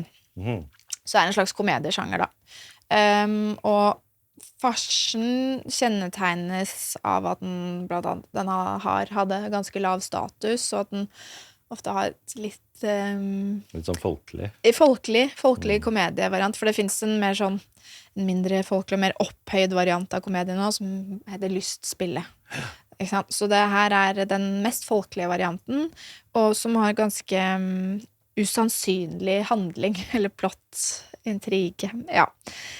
Så det som er at det er to, de er vel danske, Frans og Lene, to majoritetskarakterer, da. Frans og Lene som bestemmer seg for å lure to jøder, Moses og Efraim. Moses er rik og gjerrig, og Efraim, han nå husker jeg ikke farta hvor rik han er, men han er i hvert fall gjerrig. Så de bestemmer seg da for å dette ekteparet bestemmer seg for å prøve å lure penger ut av Moses, for han er egentlig litt forelsket i hun her kona alene. Så de skal lure han til det, så hun skal liksom tilby han et kyss mot å få noe penger og sånn, og så kommer da denne mannen Frans som bestilt og liksom skal ta dem på fersken, og da må Moses gjemme seg opp i en sånn gammeldags sånn øltønne, da. Så det og så ender de med å spikre han inn i den tønna, og så mens han gjemmer seg, og da mens dette paret da later som de ikke vet at han, eller mannen da, later som han ikke vet at han er oppi der, og så når han da sitter oppi den tønna, så kommer da Efraim gående forbi, og så oppstår noen liksom litt sånn komiske scener hvor han vinker ut av sånn hull i den tønna, prøver å få kontakt med denne Efraim, og skal ha hjelp til å komme seg ut da. Ja, så det er på en måte den sentrale handlingen, kan vi kanskje si. Men så spørsmålet er jo da, og det har ikke jeg undersøkt nærmere, men om Wergeland egentlig fant på dette stykket selv, eller om han mest egentlig har adaptert og oversatt det kanskje fra tysk og eller dansk da. Er dette noe som blir satt opp liksom som et teaterstykke på en måte, eller er det bare i bokform? Det blir ikke satt opp i utgangspunktet, men enkelte forskere tror at det kan ha vært spilt på denne Eidsvollsgården, da, hvor de skal ha likt å spille teater, disse Wergelandsbarna. Men det blir aldri satt opp i Wergelands levetid, men i Agder så blir det satt opp som dokketeater i Wergelandsåret 2008. Oi. Spennende. Ja, det var faktisk. Og hvorfor ville de det, og hvordan ble mottagelsen av det, på en måte? Har du søkt opp bilder av det? Nei, jeg kan gjøre det mens du prater. For de hånddukkene må du se. Ja. Så nei, det ble da satt opp i 2008 i forbindelse med 200-årsjubileet for Wergelands fødsel, og skal spilles for da noen skolebarn, og jeg mener at det var blant annet Jødisk museum som gikk ut og kritiserte da, fordi at mente at det videreformidlet antisemittisk tankegods uten noen form for kontekstualisering i oppgavene som hørte til, og så videre. Får du opp noen bilder av det? Jeg prøver å se mens du snakker her. Skal vi se. For at det... Ja. Eller er det... Hvis du bare googler Moses i tønne, tror jeg, og så bilder, så tror jeg... I hvert fall for 10 år siden, da. Ja, da er det noen av disse her? Ja, kanskje ikke... Wow, vi kan jo prate om det på opptaket her, så legger jeg det bildet på. Du kan jo beskrive hva det er du ser. Dette er jo Moses i tønnen ved Wergeland jubileet i 2008, så hvor det ble satt opp som et dukketeater. Og hva er det vi ser der til lytterne som bare lytter på dette her? Ja, hva er det vi ser her? Det tror jeg du kan beskrive like godt som meg, Henrik. Veldig sånn stereotypt bilde av en jøde da, med liksom lang nese og grisk, og du har til og med disse hendene som står sånn omtrent, hvor du liksom gnir deg i hendene, og ja, veldig sånn stereotypt og antisemittisk egentlig. Men jeg lurer på hvordan ble dette her tatt imot da? Førte dette til kritikk og sånt noe da? Ja, det her førte til reaksjoner fra blant annet Sissel Levin, som jeg har i min gamle presentasjon her, som Sissel Levin, som da ble vel født som flyktning i Sverige, faktisk, i 44, tror jeg, og som er tidligere direktør for Jødisk museum i Oslo, og som da reagerte på det, og som blant annet skrev at det er noe av det verste jeg har sett når det gjelder å videreformidle myter og skadelige fordommer. Og så jeg skrev også litt om det her, både i masteroppgaven min og og i en artikkel jeg senere har skrevet basert på det, og sånn at hun gikk ut og skarpt kritiserte det, sånn jeg husker det, men jeg tror ikke det ble noe større debatt ut av det, ikke som jeg kan huske.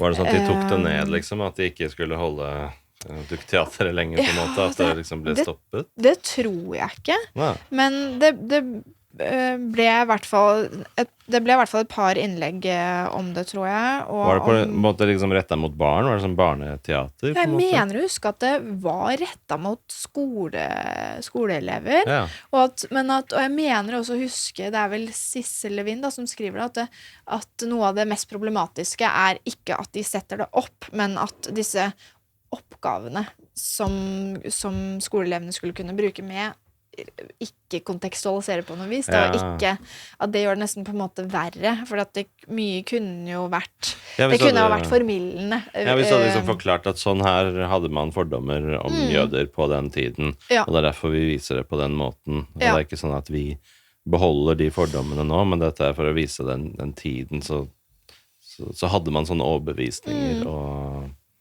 ja, jeg har jo skrevet en videre bearbeid av det her, og jobbet litt videre med det, og skrevet en artikkel om det i 2022 eller noe sånt.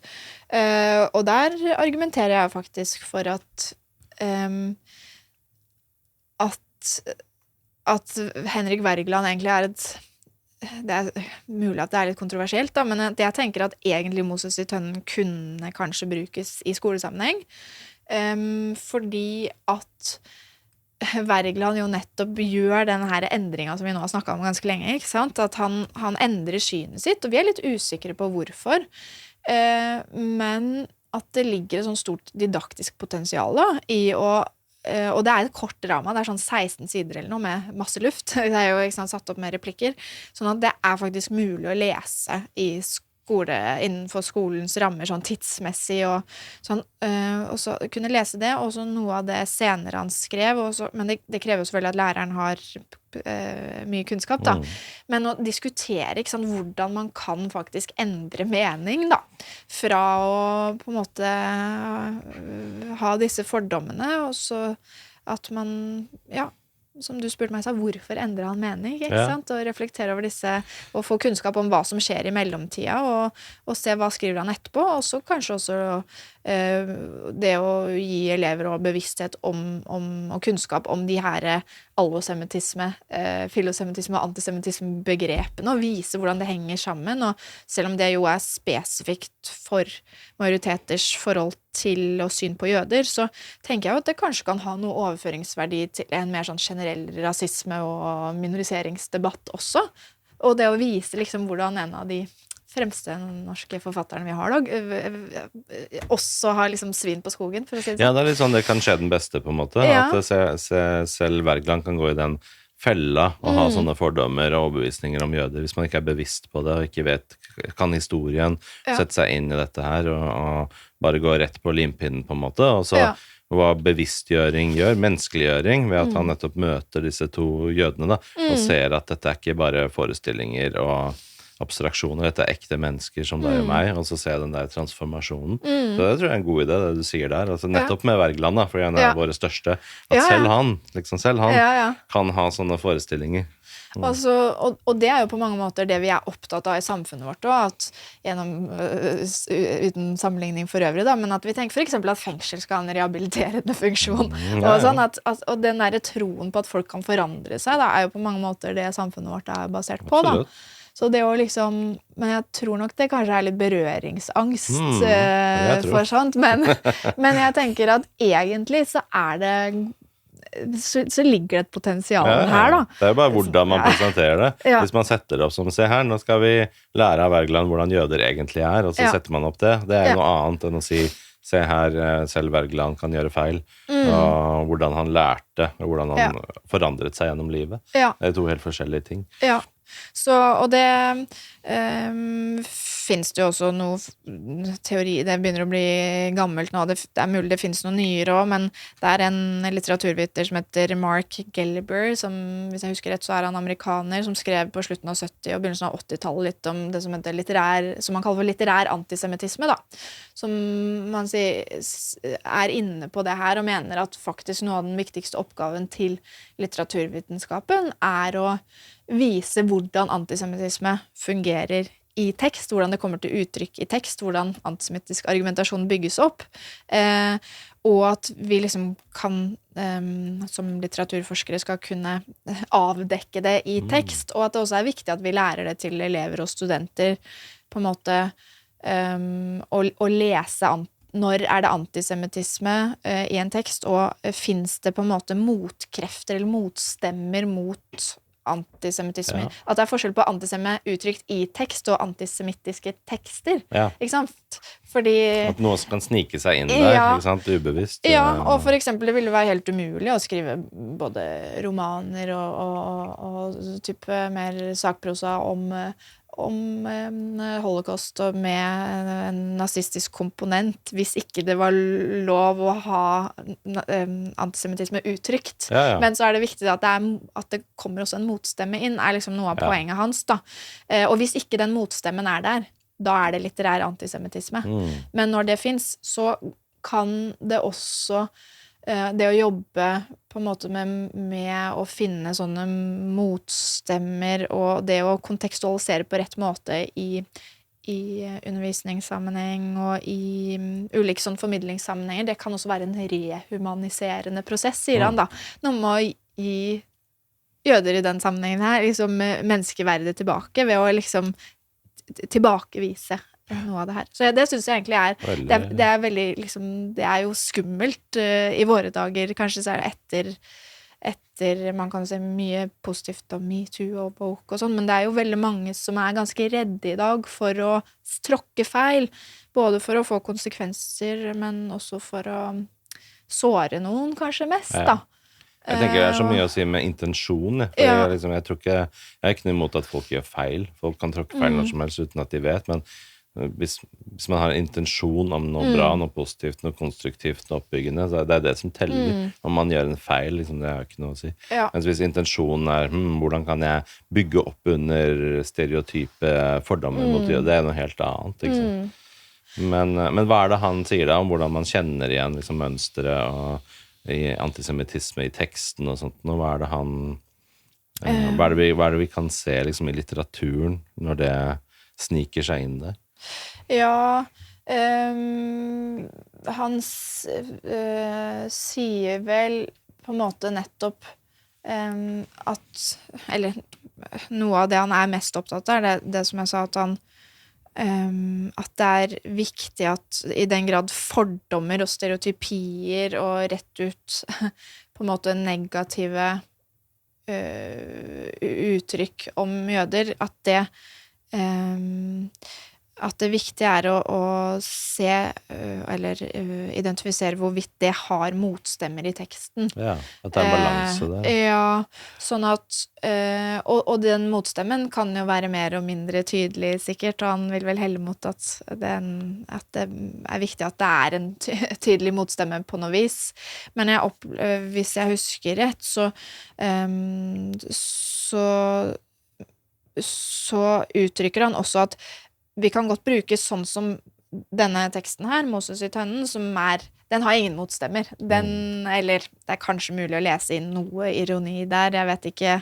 Men i utgangspunktet da, så har ikke den motstemmer mot det antisemittiske materialet eller holdningene som kommer til uttrykk. Men da kan man veie det opp med andre tekster hvor det finnes sånne motstemmer. Ja, og hans senere arbeid da, det blir jo motstemmen, hans egen motstemme. Men ikke nødvendigvis innad i samme tekst, men at man kombinerer det med tekster som har sånne motstemmer på en måte da. Og jeg har jeg tror nok det er ganske viktig, fordi at følger jo litt med selvfølgelig på hva som blir skrevet i dag, og om holocaust-tematiserende litteratur og så videre, både fra jødisk og ikke-jødisk posisjon, og er også litt opptatt av samisk litteratur blant annet, for å nevne noe, og det jeg jo ser er at mye, og kanskje særlig av barne- og ungdomslitteraturen som kommer og som handler om disse viktige temaene, den er ikke flerstemmig, som man sier på fagspråket. Altså, den er enstemmig, den er så tydelig.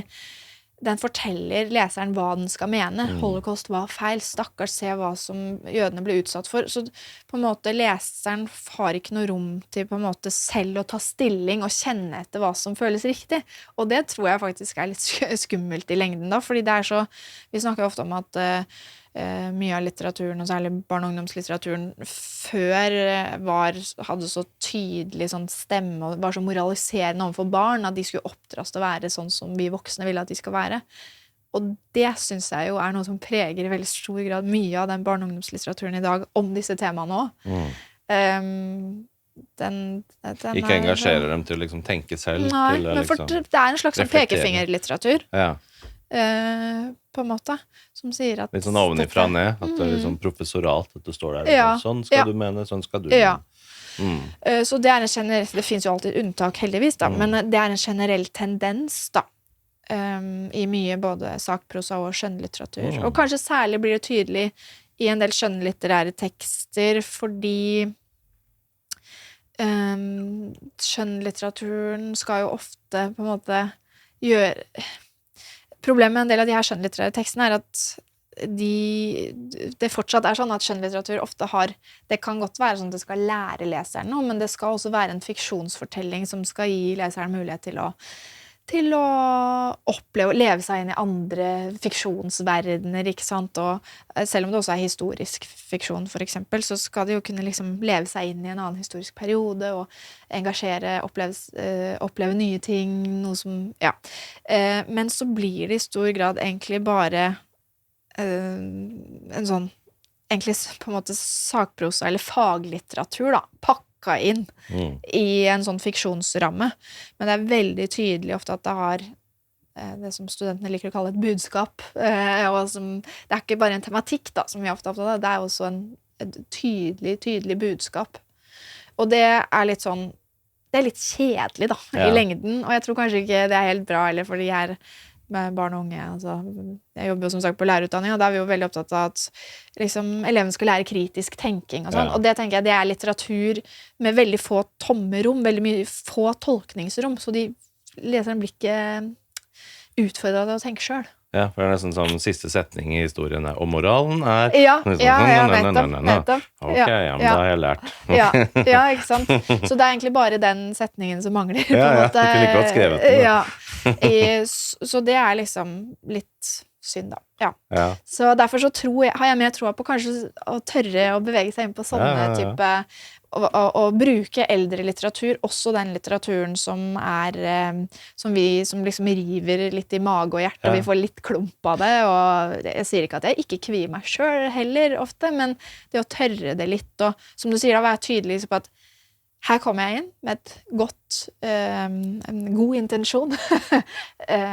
Ja, for man kan liksom ikke bare prøve å viske ut historien heller, og late som det ikke har skjedd, det ubehagelige som vi ikke liker, altså si at nei, det skjedde ikke, så nå skal vi bare fokusere på det vi liker å lese og liker å høre. Nei, det tror jeg ikke det kommer noe godt ut av. Det er jo, hva er det man sier? Den som ikke kjenner historien er dømt til å gjenta den. Så det å holde moralen er det. Så det å holde litteraturhistorien, både de gode og de mindre gode delene, kanskje like, tror jeg det er mye lærdom og underholdning i. Ja. Ja, det derfor jeg ikke liker noe det der, det var jo en periode så skulle man ha sånn sensitivitetslesere for å sjekke om bøker kunne fortsatt være på biblioteket, og Pippi ble vel tatt bort fra hyllene fordi den hadde en viss konge over Sørhavet der, og liksom alle de tingene fra historien som var liksom akseptert før, det kunne man ikke ha lenger. Og da, det jo å viske ut historie. Ja. Jeg har faktisk skrevet en artikkel om den tematikken litt også, om gjenutgivelse av antisemittisk litteratur. Og der tror jeg så det var en av anmelderne av den antologien da, kommenterte faktisk min artikkel og syntes at det var ganske moraliserende. Og det ironisk da. Ja, og det veldig gøy. Også, men jeg tror også kanskje, fordi det var da et kapittel fra avhandlingen fra 2020 som jeg da har bearbeidet litt etterpå, så kom den da for et drøyt år siden. Så, men jeg skrev, liksom, alt jo ikke skrevet på nytt, så jeg tror nok jeg tror ofte når man når yngre litt mer moraliserende, så blir man litt mindre moraliserende etter hvert. Så på en måte 10 år inn i det, siden jeg begynte med masteroppgaven og sånn, så jeg mye mindre moraliserende nå enn det jeg var da jeg liksom, ikke sant, startet med det her Moses i tønnen, og da gikk jeg inn med pekefingeren, altså. I det prosjektet tenker jeg at det går an, og, ikke sant? Men og den artikkelen handler da om nyutgivelsen av Øre Risti Fricks Jonas Fjell-romaner. Han liksom Norges James Bond, da, litt satt på spissen, og skal ha vært veldig, veldig populær. Det en bokserie som ble utgitt mellom 1911 og 1935, og så jeg har på en måte gjort en stikkprøve da, og lest en av de mest antisemittiske bøkene der, fordi det den blonde kjempen, han lege, og han blir med på å løse saker og redde verden, og litt sånn satt på spissen da, arisk, ordentlig sånn, han blir jo omtalt i en del av den en del av forskningslitteraturen fra sånn 60- og 70-tallet som liksom sånn nazistisk propaganda-ideal-type, liksom. Og han også det, men på mange måter i utseende, sånn muskelbunt med blond og høy og kjekk og lege og sånn. Og i den boka så det da en jødisk karakter som, han jøde-bolsjevik, og heter Abram Israelovich.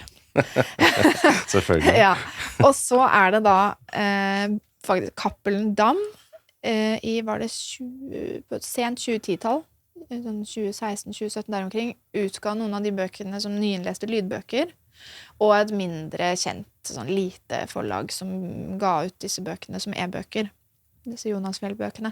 Så da har jeg liksom tatt en stikkprøve og lest denne om Abram Israelovich og Jonas Fjell, som jeg visste at ble omtalt i den tidligere forskningen som en av de mest rasistiske og antisemittiske bøkene i serien da, og tatt en stikkprøve for å på en måte se hva gjør de med dette stoffet når de utgir det på nytt på 2010-tallene. Liksom? Og da jeg blant annet opptatt av det vi gjerne kaller for paratekstene da, som liksom det som omgir selve liksom før hovedfortellingen starter, liksom forside og... Det som rammer det inn, det som rammer det inn, ikke sant? Ja. Jeg visste ikke at... Kjenner folk utenfor litteraturfeltet det begrepet? Paratekst? Nei, jeg gjør ikke det. Nei, du kjente meg en gang. Ja, ok, bra. Jeg tenkte, jøye meg. Ja, nei, men det stemmer. Så liksom alt av forside og bakside sånn, og forord og etterord, og hva. Det varierer jo fra bok til bok. Men i hvert fall, så sjekket jeg da hvordan de har pakket det inn, og hvordan de har håndtert selve teksten. Og det jeg da fant ut var jo at boka... i veldig liten grad det liksom gjort noen få moderniseringer, men så å si alt beholdt av antisemittisk materiale, og så diskuterer jeg litt da, hvordan man egentlig, eller det i hvert fall det jeg har prøvd å gjøre, men tydeligvis jeg litt moraliserende men jeg liksom men jeg liksom diskuterer hvordan, for jeg jo ikke nødvendigvis imot at man kan utgi eldre litteratur sånn, kanskje heller ikke litteratur som kanskje, det kommer litt an på, men som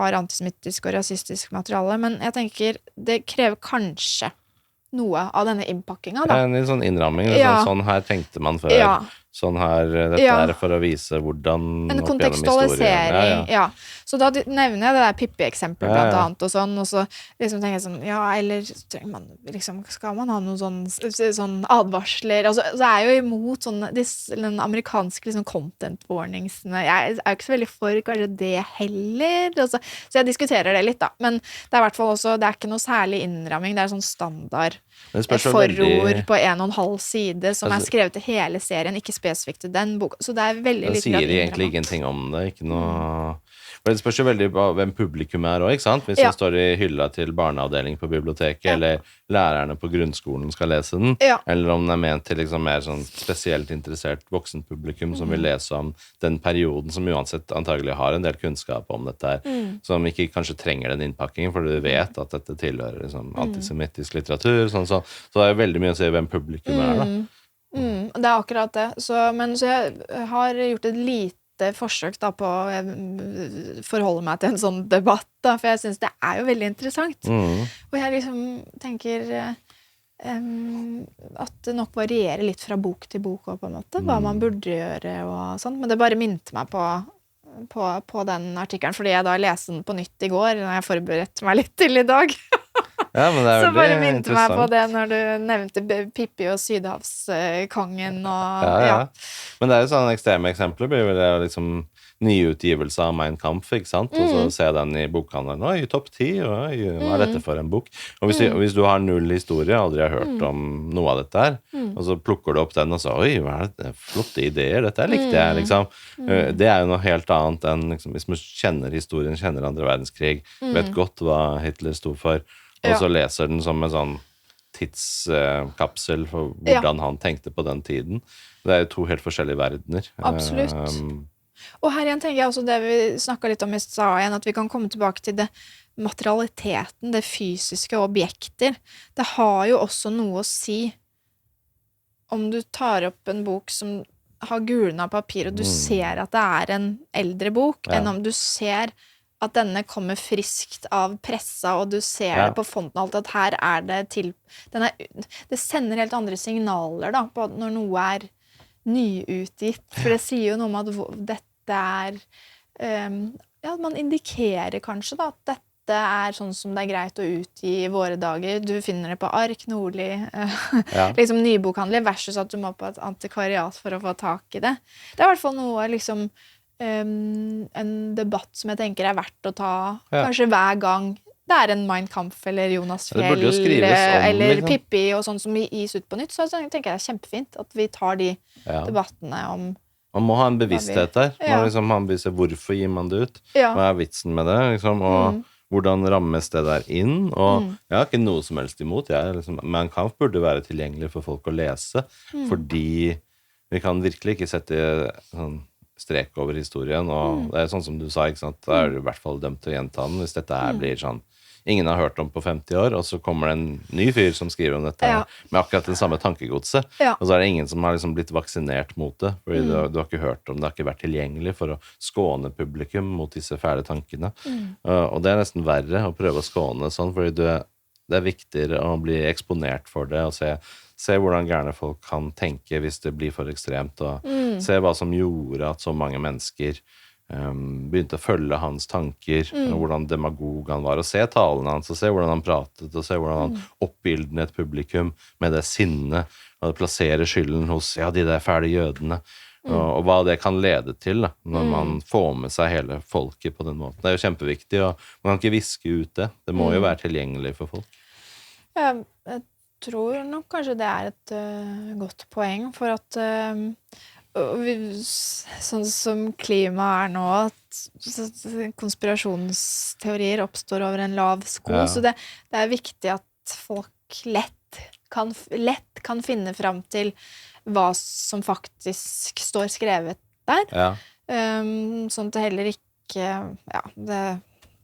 hvis jeg hadde kunnet finne ut av måter å unngå konspirasjonsteorier på, så hadde jeg vel vært rik, for det er det vel mange som kunne ønske seg i dag, men liksom i hvert fall det med Ja, men du kan få tak i den teksten litt. Ja. Sjekk selv. Det er ikke noe sånn at noen prøver å begrave det. Eller, ikke sant? Man kunne jo tenke at det kunne oppstå sånn type konspirasjonstenkning også. Ja. De vil ikke ha det ut. Ja, for det verste som kan skje er at det blir sånn her type forbudte bøker. Det blir sånn sensur. Ja. Men nei, denne boken er forbudt. Du prøver å gå inn på ark og bestille den. Så dessverre, den er forbudt i Norge. Ja. Så du får ikke tak. Altså det, Tenk deg det. Ja. det er liksom Snakk om å gjøre en bestselger ut av Ja, en bok. og det er bare sånn, oi, hva er dette for noe Ja. hemmeligheter som står her, som vi liksom, det bare skaper enda mer fordommer. Liksom, da blir det i hvert fall sånn, ja, dette har jødene sikkert ordnet Ja, med, ja. at ikke det, Det kunne nok Jeg er helt sikker på at det ville være noen forum i hvert fall hvor de beskyldningene ville komme, ja. Men vi må tilbake til tekstene til han Wergeland. Godeste. Ja, fordi Ja. nå har vi tatt den Moses i tønnen, men så skriver han, og så endrer han litt sånn taktskifte, og Ja. får en litt annen innstilling, og så skriver han da jøden, og så deretter jødinnen. Hva er det disse, det er vel tekstsamlinger, er det det?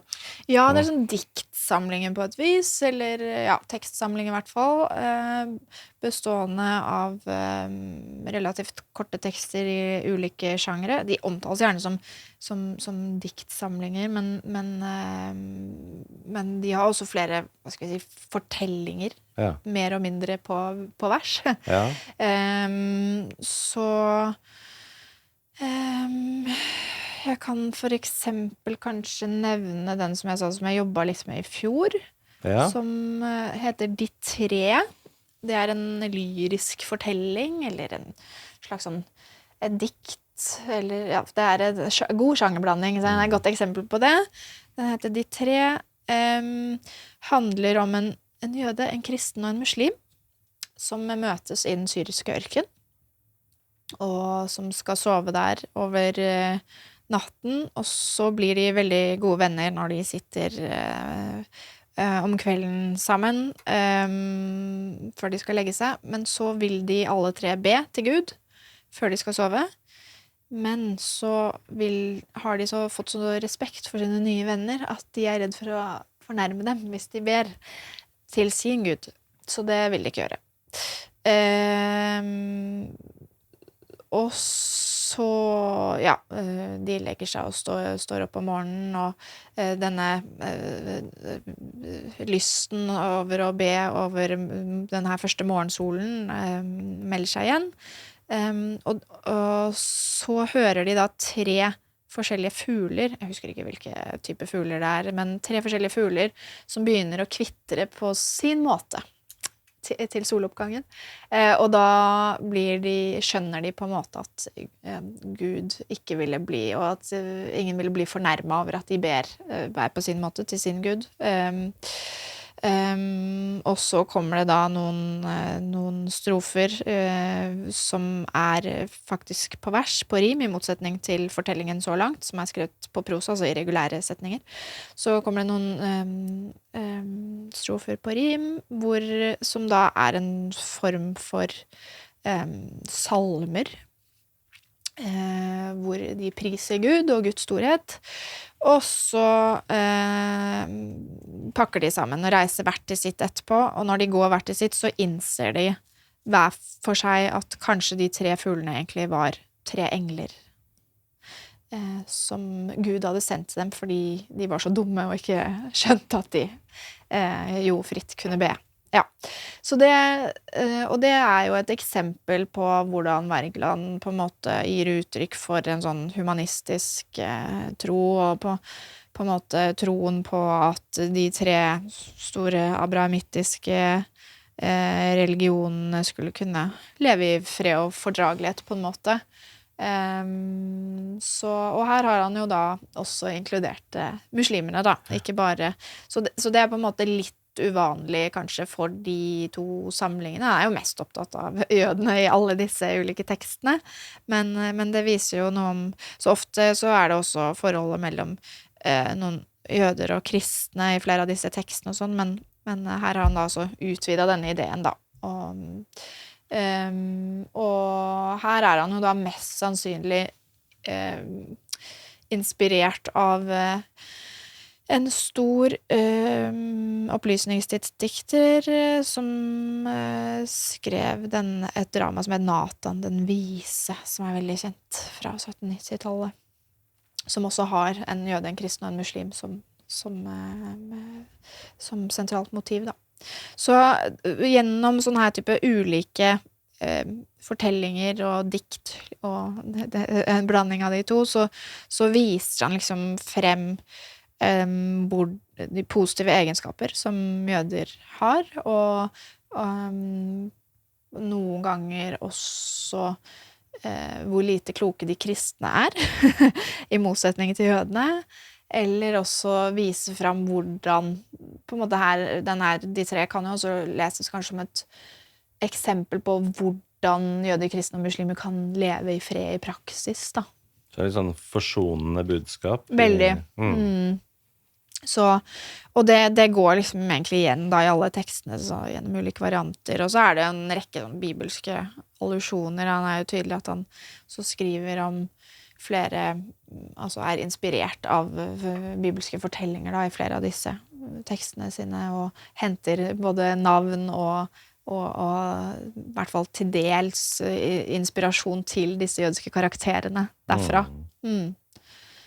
Vi må forklare en del begreper her. Allusjoner og metaforer og allegorier, alle dette. Vi må ta noen av de bare sånn helt kjapt. Hva allusjoner i forhold til metaforer? Ja, metaforer handler jo om bilder, altså at det en sånn implisert sammenligning. Altså, hvis jeg sier du vakker som en rose, så det en sammenligning, for da bruker jeg som, ikke sant? Hvis jeg sier du en vakker rose, så det også et sånt bilde jeg bruker, ikke sant? Men da sier jeg du en vakker rose, og det et kjempedårlig eksempel, jeg må bare påpeke det, men jeg må ta det helt sånn grunnleggende. Ja. Men det fint, det. Du en vakker rose, det en metafor, så det en sammenligning, men det ikke noe sammenligningsord, det metaforen. Så den en slags implisert sammenligning, da. Allusjoner en form for referanser. Så referanser til Bibelen, og det ofte, det kan være implisert, det også impliserte referanser, da. Så at ofte så ligger det i allusjonene, når forfattere bruker allusjoner, så det ofte fordi at de regner det de refererer til som kjent for leseren. Så det en referanse om sånn allmenn kunnskap, man vet at alle vet dette her. Så for oss, ikke sant, i dag så ikke disse bibelallusjonene her nødvendigvis så åpenbare, men i samtiden så ville de mest sannsynlig være ganske mer oppe i dagen, da, kan du si. Og allegorier? Allegori, det mer en utvidet metafor, kan vi si, sånn at da kan det være at et helt verk, for eksempel, en eneste stor metafor. Ja, rett og slett. Eller et kapittel, eller liksom, det i hvert fall en mer sånn utvidet metafor, da. Og så det begrep som heter metonymier. Metonymier, ja. Metonymier, de finnes også i ulike varianter, da, men det handler ofte om at man snakker om, igjen, så jeg har bare dårlige eksempler, men sånn typiske eksempler hvis en mann, typisk i en Wergelandstekst, vil gifte seg med en kvinne, så spør han faren hennes om hennes hånd. Og da det del for helhet, ikke sant? Så han spør jo egentlig ikke bare om hånden til kvinnen han elsker, han spør jo om hele kvinnen, men hånden står som representant for hele kvinnen, ofte fordi det der ringen skal sitte, blant annet. Hvis det ikke var en metonymi, så hadde han kommet med en avkappet hånd. Nettopp, hvis man skulle tolke det helt bokstavelig, så det lurt å forholde seg til metonymiene der. Nettopp. Ja, men det bra. Det så masse begreper i dette feltet. Det jo det, ja. Og da var vi på... Hvis man skulle liksom oppsummert selve dette verket Jøden, så handler det om forsoningsarbeid i stor grad, da. Og også det menneskeliggjøring også, liksom for å skille det fra det senere verket Jødinnen. Hva det som liksom hovedtrekkene ved dette? Ja, det et godt spørsmål. Det noe... Har du fått hjelp til Nei, jeg har ikke noe svar på det. Nei, men Jeg har ikke jobbet med det egentlig på den måten. Nei. Jeg har vært kanskje mest opptatt av ganske sånn direkte betydningssammenheng, da, at det langt flere på en måte jødiske kvinner som motiv i jødinnen enn det i jøden.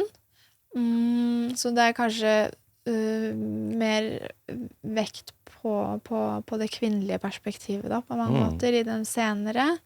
Og så det jo også sånn at vi finner enkelte mer personlige dikt, også i både jøden og jødinnen, hvor Wergeland skriver om diktergjerningen i Sannhetens armé, men han skriver også mer sånn overordnet om kampen for jødesaken, kanskje, altså hvor han bruker sånne metaforer som å snakke om på en måte pennen som et sverd, og den typen ordbruk. Og når vi kommer til jødinnen, hvis jeg ikke husker feil, så det også sykdommen hans blitt tydeligere i flere av de diktene. Så han har også faktisk med noen personlige sykdomsdikt for da i jødinnen og i 44 så nærmer han seg jo slutten av sitt liv og har fått den her lungesykdommen da, som vi tror at han hadde. Så det jo kanskje også et sånt sentralt skille at på en måte han selv, nå har jeg ikke undersøkt det liksom sånn nærgående, men når jeg tenker over det nå, så vel, ja, på en måte han selv og hans egen sykdom også har en større plass i jødinnen enn i jøden. Det enda mer sånn filosemittisk verk, at han idealiserer veldig den sånn skjønne, sånn vakre jødinnen på en måte. Ja. Det jo et verk der hvor han skriver om denne Rakel, som han sammenligner med en blomst vel. Og liksom, ja, men det litt forvirrende, for han har jo et dikt som heter Jødinnen, som trykket i jøden også. Okay. Og det jo der han gir flest egentlig ytre karakteristikker da, av den jødiske kvinnen, på en måte, som jo det en av de tingene jeg var litt opptatt av i avhandlingen min, liksom, hva slags ytre karakteristikker får jødiske karakterer.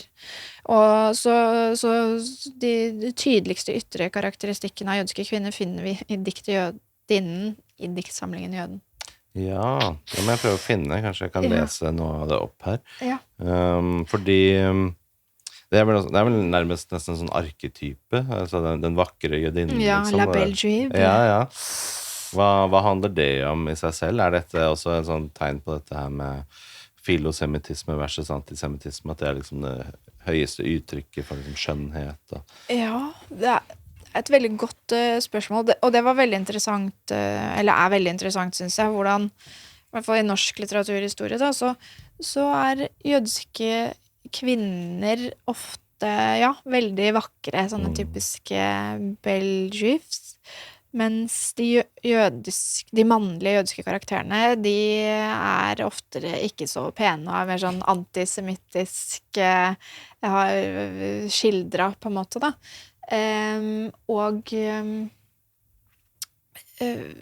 Men på en måte i en sånn en større sammenheng, så både nasjonalt og internasjonalt så har forskningen vist at det finnes også altså sånne definitivt antisemittiske skildringer av jødiske kvinner, hvor på en måte jødiske kvinner fremstilles mandige, og igjen med stor nese, ofte kanskje androgyne. En historiker ved HL-senteret som heter Lars Lien har jo blant annet skrevet litt grann om fremstillingen av jødiske altså fremstillingen av jøder i norsk vittighetspresse tidlig på 1900-tallet, og der skriver han også bitte litt om fremstillingen av de jødiske kvinnene. Og der de langt unna belle juifs. De ofte ganske, de kan for eksempel være da ganske svære og tykke damer, og så på en måte kjønnsrollene byttet om på. Jeg ser blant annet for meg en karikatur hvor det liksom en litt sånn liten, tynn jødisk mann, og og så det en svær, tjukk jødisk dame med litt sånn skjegg og store lepper og stor nese og med ganske sånn mandige trekk, da. Ikke sant? Så det jo også en sånn slags kjønnsinversjon, og det jo også et eksempel på hvordan en del internasjonal forskning også viser at altså antisemittisme går jo ofte også sammen med en del sånn problematisk forhold til kjønn og seksualitet, da, ikke sant? Det en sånn splittelse der. Ja. Fordi jeg kan se for meg at det ikke så mange tekster hvor man skriver om jøder som bare helt sånn vanlige mennesker, som ikke noe sånn påfallende, hverken liksom supervakre eller det motsatte, kan du si. Altså, at det veldig sjeldent. Det interessant i seg selv det, at man klarer liksom bare å skrive om en jødisk karakter som deg og meg, som vanlige mennesker. Ja, og det jo noe jeg på en måte husker i slutten av doktorgradsarbeidet. Jeg måtte jo adressere det nettopp, fordi vi har da denne antisemittisme, filosemittisme, felles allosemittisme, og alle disse stereotypiene og fordommene av både indre og ytre karakter. Men hvordan ser en vanlig jøde ut? Ja. Og så måtte jeg også stille spørsmål, husker jeg, sånn, men det egentlig mulig i det hele tatt også? For det jo noe med at det eksisterer, ja, man kunne jo si, ja, en jøde med liten nese og blondt hår vil jo være, men vil jo være hva skal jeg si, en slags nøytral fremstilling. Men man kunne jo også si at da har man brukt på en måte de motsatte.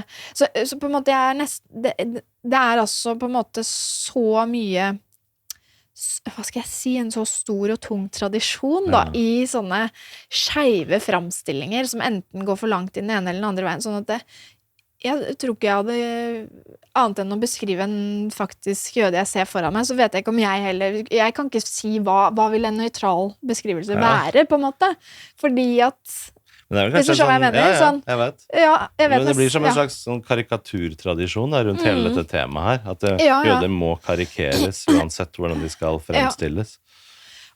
Ja, ikke sant? Så det litt sånn, samtidig som at det finnes jo kanskje noen få tilfeller, men også spiller det også en rolle, tenker jeg, på hva slags bakgrunn forfatteren har, da, på hvordan jeg som leser også opplever fremstillingene til en viss grad. Og tiden, så det jo noe med, på en måte, et viktig poeng, tenker jeg også i helheten. Du kan jo kanskje det med nese litt vel betent da, men si mørkt hår da. Hvis jeg skulle skrive frem en litterær jødisk karakter, mørkt hår kunne jeg ha, men som da si at det en kvinne da, så da vil hun i hvert fall ikke spille noe instrument, ikke være glad, kanskje veldig glad å spille fotball, ha mørkt hår, ellers kanskje lyse øyne og lyse. Men det noe med helheten her som poenget mitt. Så du kan bruke noen, men det noen karaktertrekk som stereotype, men det noe med helheten her. Fordi at problemet jo hvis en jødisk kvinnelig karakter i dette tilfellet da har markert nese, for den ofte da, fordi siden hun skal jo da ofte være pen i norsk litteraturhistorie, så hun vil jo da mest sannsynlig ikke ha så veldig stor nese, men den nok markert fortsatt, sant? Og mørkt hår, kanskje også veldig lys hud, eller ganske solbrun, med brennende orientens sol i sin hud og så videre, og kanskje ganske sånn rød eller rosa lepper, ganske vakker, eksotisk, spennende, mystisk ikke minst, glad i å lese, veldig flink til å spille piano eller fiolin, intellektuell, absolutt, faren driver forretning, ikke sant, så det noe med men så kan man begynne å fjerne liksom noen av de karaktertrekkene, så det som jo at det så mange, at det en del av de som på en måte går igjen. Så jeg tenker at det vel noe med at det liksom at det fremmed da, at det en sånn der fremmedhetskultur der, med tanke på liksom, hvis man ser på andre elementer, sånn som i filmer og spillefilmer og sånn, hvis noen skal være skurk da, ikke sant? Ja. Så har det alltid vært liksom tidligere sånn, mørkt hår og mørke trekk og skjegg og liksom det skurken. Altså de snille de mer de lyse og liksom, det jo det ikke bare jøder det gjelder jo veldig mange sånn stereotypier. Absolutt. Og før så var det ofte liksom filmer sånn, de snakket litt sånn russisk aksent eller sånn østeuropeisk aksent, ikke sant? Det veldig interessant. Jeg husker jeg leste en gang som gjorde meg oppmerksom på det, hvordan skurken alltid før får ta det med en klype salt da, men jeg mener det var sånn her jeg leste, og jeg synes det passet ganske godt. Skurken før 11. september var alltid russer, ikke sant? Eller østeuropeer. Etter 11. september så har det veldig ofte vært det, som du sier, med mørkt hår og litt mer midtøstlig utseende da. Så det faktisk helt... Skurken forandrer seg. Ja, og det viser hvordan på en måte kulturuttrykk kan være viktig å forme vår oppfatning av andre mennesker, uansett tid da, og derfor det også viktig sånn med å ta stilling til hva gjør vi med eldre rasistisk eller antisemittisk litteratur da? Kan vi inn ut på nytt? Kan vi ikke det? Hvordan må det i så fall gjøres? Ikke sant? Fordi at nå kanskje ikke litteraturen det som mest former vårt syn på andre mennesker i dag, men i en tid før TV og film så var jo det en viktig kulturbærer, ikke sant? Og en viktig på en måte premissleverandør da, for hvordan man tenkte om andre, vil jeg tenke. Så ja, det viktig. Det viktig. Jeg fant dette diktet Jødinnen, så vi se om det det eldste eller det nye av han Wergeland. Ja, han Wergeland. Ja, godeste gamle Wergeland. Ja. Kast ditt slør, jødinne, kast det, og vidunder skjønne Rakel, og tred frem, og om behøves, knel for disse Nordens menn, som ditt folk nu skulle dømme strengere enn Eli dømte. Bort med argumenter nu, hvilke man behøves for, hvilke mekte vel imot, begge, både pro og kontra, smelte hen for hennes øyne, i dem hvor paradisisk gløder orientens sol, mildt dog under hennes lange, silkefine øyenhår, som innunder palmens blade, hvis de kunne vredes måtte, kul der gløded, de uskylde, nu udså i sine blikk som et praktfyrverkeri med vannsprings øsle rikdom, de en evig stråleregn kun av sortblå diamanter. Kaller verden deg slavinne, la da ikke leben svare, blott din panne, og den legger kroner ned for dine føtter. Vis din edle rankhet, og dronningerne ville knele. Serafvingenes hvite glans skinner Rakel på din panne, edel som Cornelias, tankefullt som den velsigntes. Den alene et åsyn, fullt av renhet og av høyhet, en prestinnes og en dronnings. Guds ukjente navn må være skrevet klart der innenfor. Rosenbladets fine hvelving synes formet efter kinden, og dens farves fine rødme udødelighetens sunnheds, evighetens morgenrødes, kaktusblomstenes røde blekhet, klare alabast i glød. Disse lokkers lange bølger Evas dronningdrakt, da hun herskede i eden, deres sorthet synes gydet over med demantens støv og i stjerners strålen badet. De utstrømninger må være, vidunder skjønne fra samme sorte flammekilde, hvorfra øynenes utstråle. De som disses glimrer deres dunkelhet, Rakel smiler, milde himmel, var det sjelens egen renhet, perlekronen som tilhører åndens klædebånd, der såes stjerneglimtene bak leben, skulle litt kun øverst bue av en saligs hvite hjerte, løftet opp av smilets vinger, vises i så fyrykt blod. Jødinne, du har seiret, mennesket ville sverge av sin frihet, tid du jo datteren av seklers trelldom, og sin tåre kjenselen har jo blandet med din moders. Du har seiret uten ord ved din egen åpenbaring, verden vil i deg erobre en forgjettelse tilbake, om en skjønnere og mer paradisisk Adams-slekt. Kom her, kaukuser blåne, Fyrrens sederlige kroner, suse over Libanonner, jordens kreds Kanan, skjønnest mann blant Nordens frie, våve vil til deg at beile, føre bruden til en dal, dypere og mer yndig enn Judes under Karmel. Mangler i din brudekrans, Jerikos skarlagens rose, Sarons strålende liljer, Rakel, tror du ikke Nordens ametystene får vårvioler, seraføyede konvolvler, ville pryde dine lokker, når de tårene betydde, som ifra dens anger flyde? Det var lengre enn jeg husker. Ja, det var ganske langt.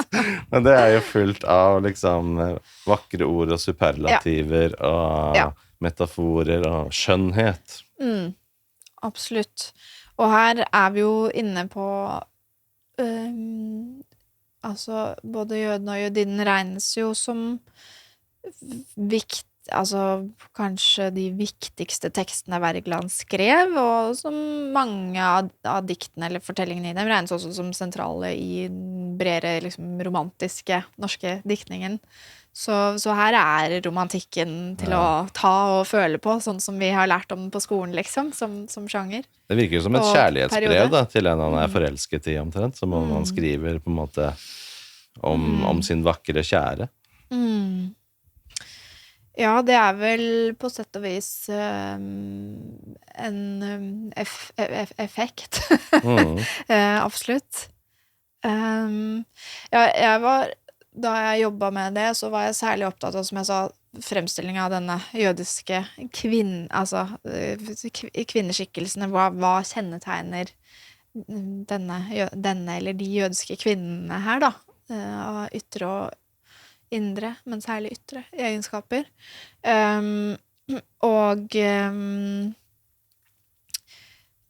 Jeg synes jo noe av det interessante her jo blant annet det som du nevnte i stad, det med orientens sol, ikke sant? At det noe helt sånn tydelig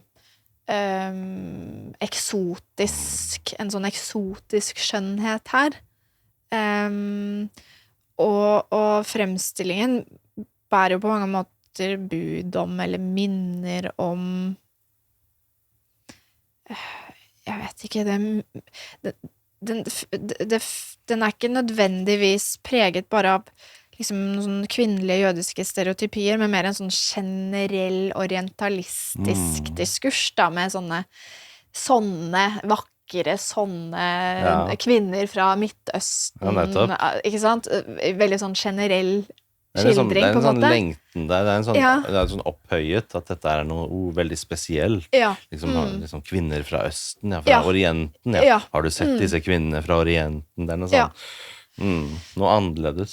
Ja, og liksom så langt mer på en måte eksotiske kvinner enn det vi kanskje forbinder med jødiske kvinner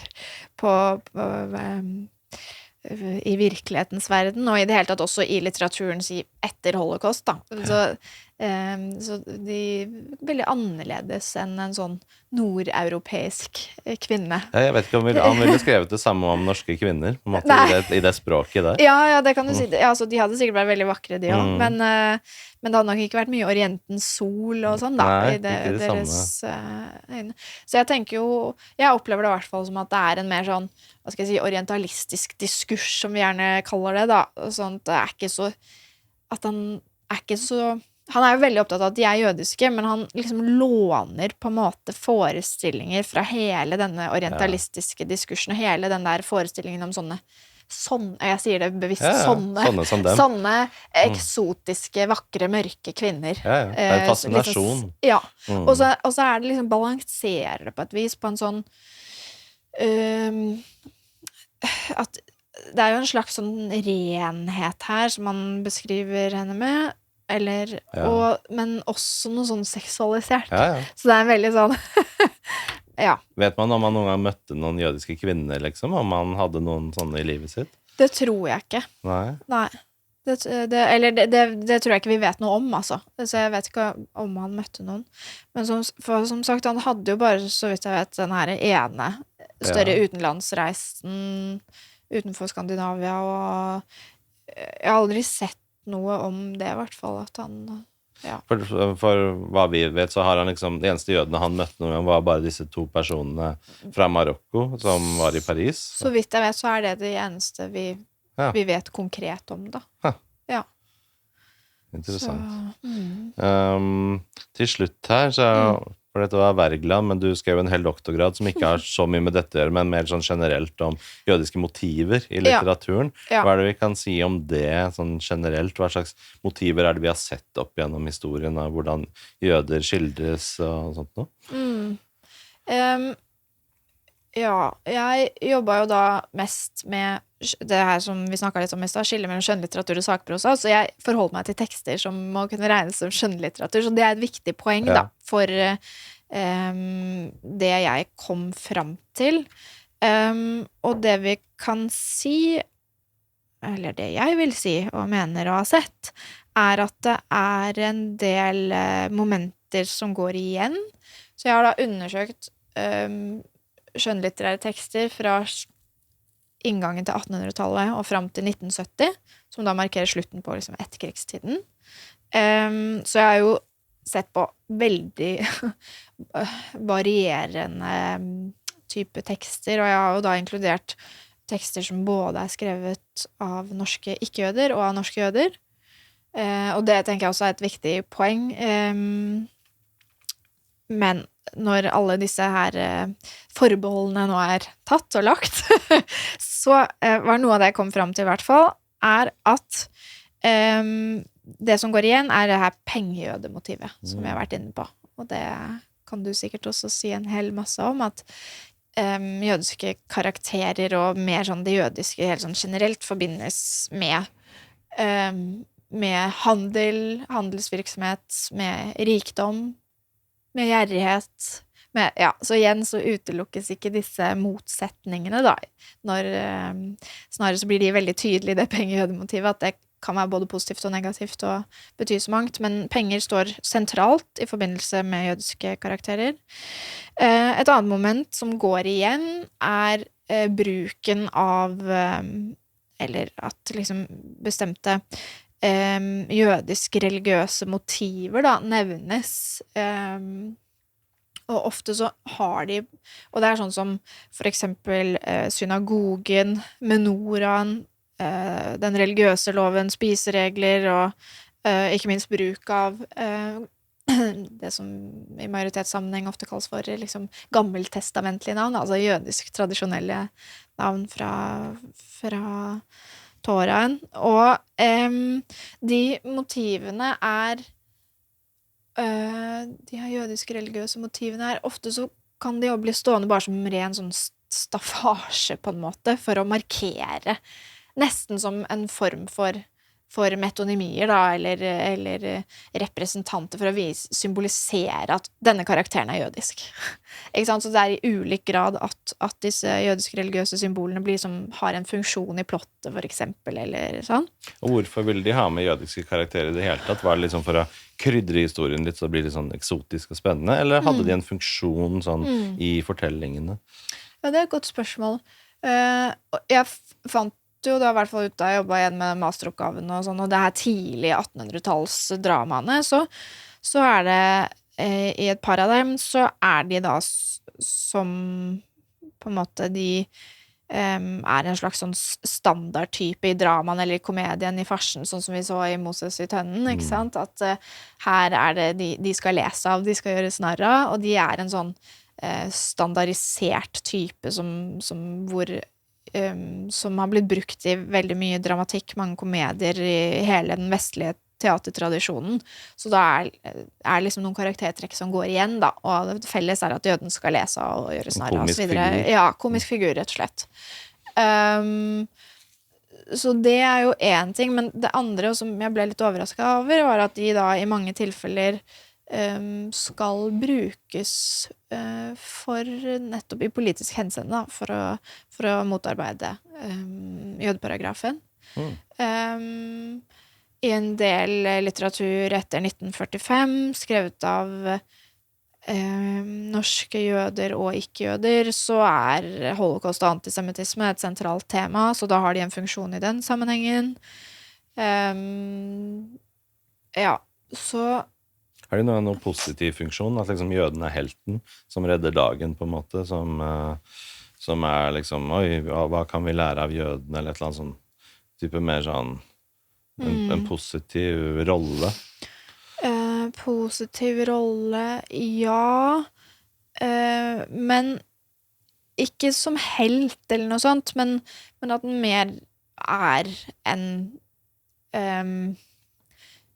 karakter som andre karakterer i en fortelling. Det finnes det jo tilfeller av, men ikke så mye før 1945. Nei. Heller ikke sånn type som gammel og vis type, som arketype, sånn den gamle vise mannen. Eller liksom, det mest bare den der komiske figuren i så fall. Mest av det jeg har sett på, hvert fall. Den komiske figuren, eller da kommunisten og sånn. Eller den griske, liksom, den som stjeler eller konspirerer og lurer. Men det en veldig romantisk roman fra 1890-tallet. Liksom, jeg vil kunne karakterisere det som nyromantisk den perioden. Og der den handler jo om en ung kvinne som heter Rakel, og faren hennes, hun heter Rakel Joachim, og faren hennes en rik jødisk handelsmann, men hun en sånn typisk labelldriv, men hun sympatisk og en på mange måter positiv karakter, og den boka starter for øvrig også med et utdrag fra diktet Jødinnen av Wergeland. Forresten, det som jeg leste i sted, var det den eldste diktet? Eller ja, var det tror jeg, det i hvert fall jeg vet ikke helt hvor du fant det, men det i hvert fall deler av det var i hvert fall fra den fra jøden. Diktet Jødinnen, ikke diktsamlingen. Så diktet Jødinnen fra diktsamlingen Jøden 1842. Men så finnes det også et nyere dikt som også heter Jødinnen? Eller? Nei, men det jo diktsamlingen som helhet, og så det egne titler til enkelttekstene. Riktig.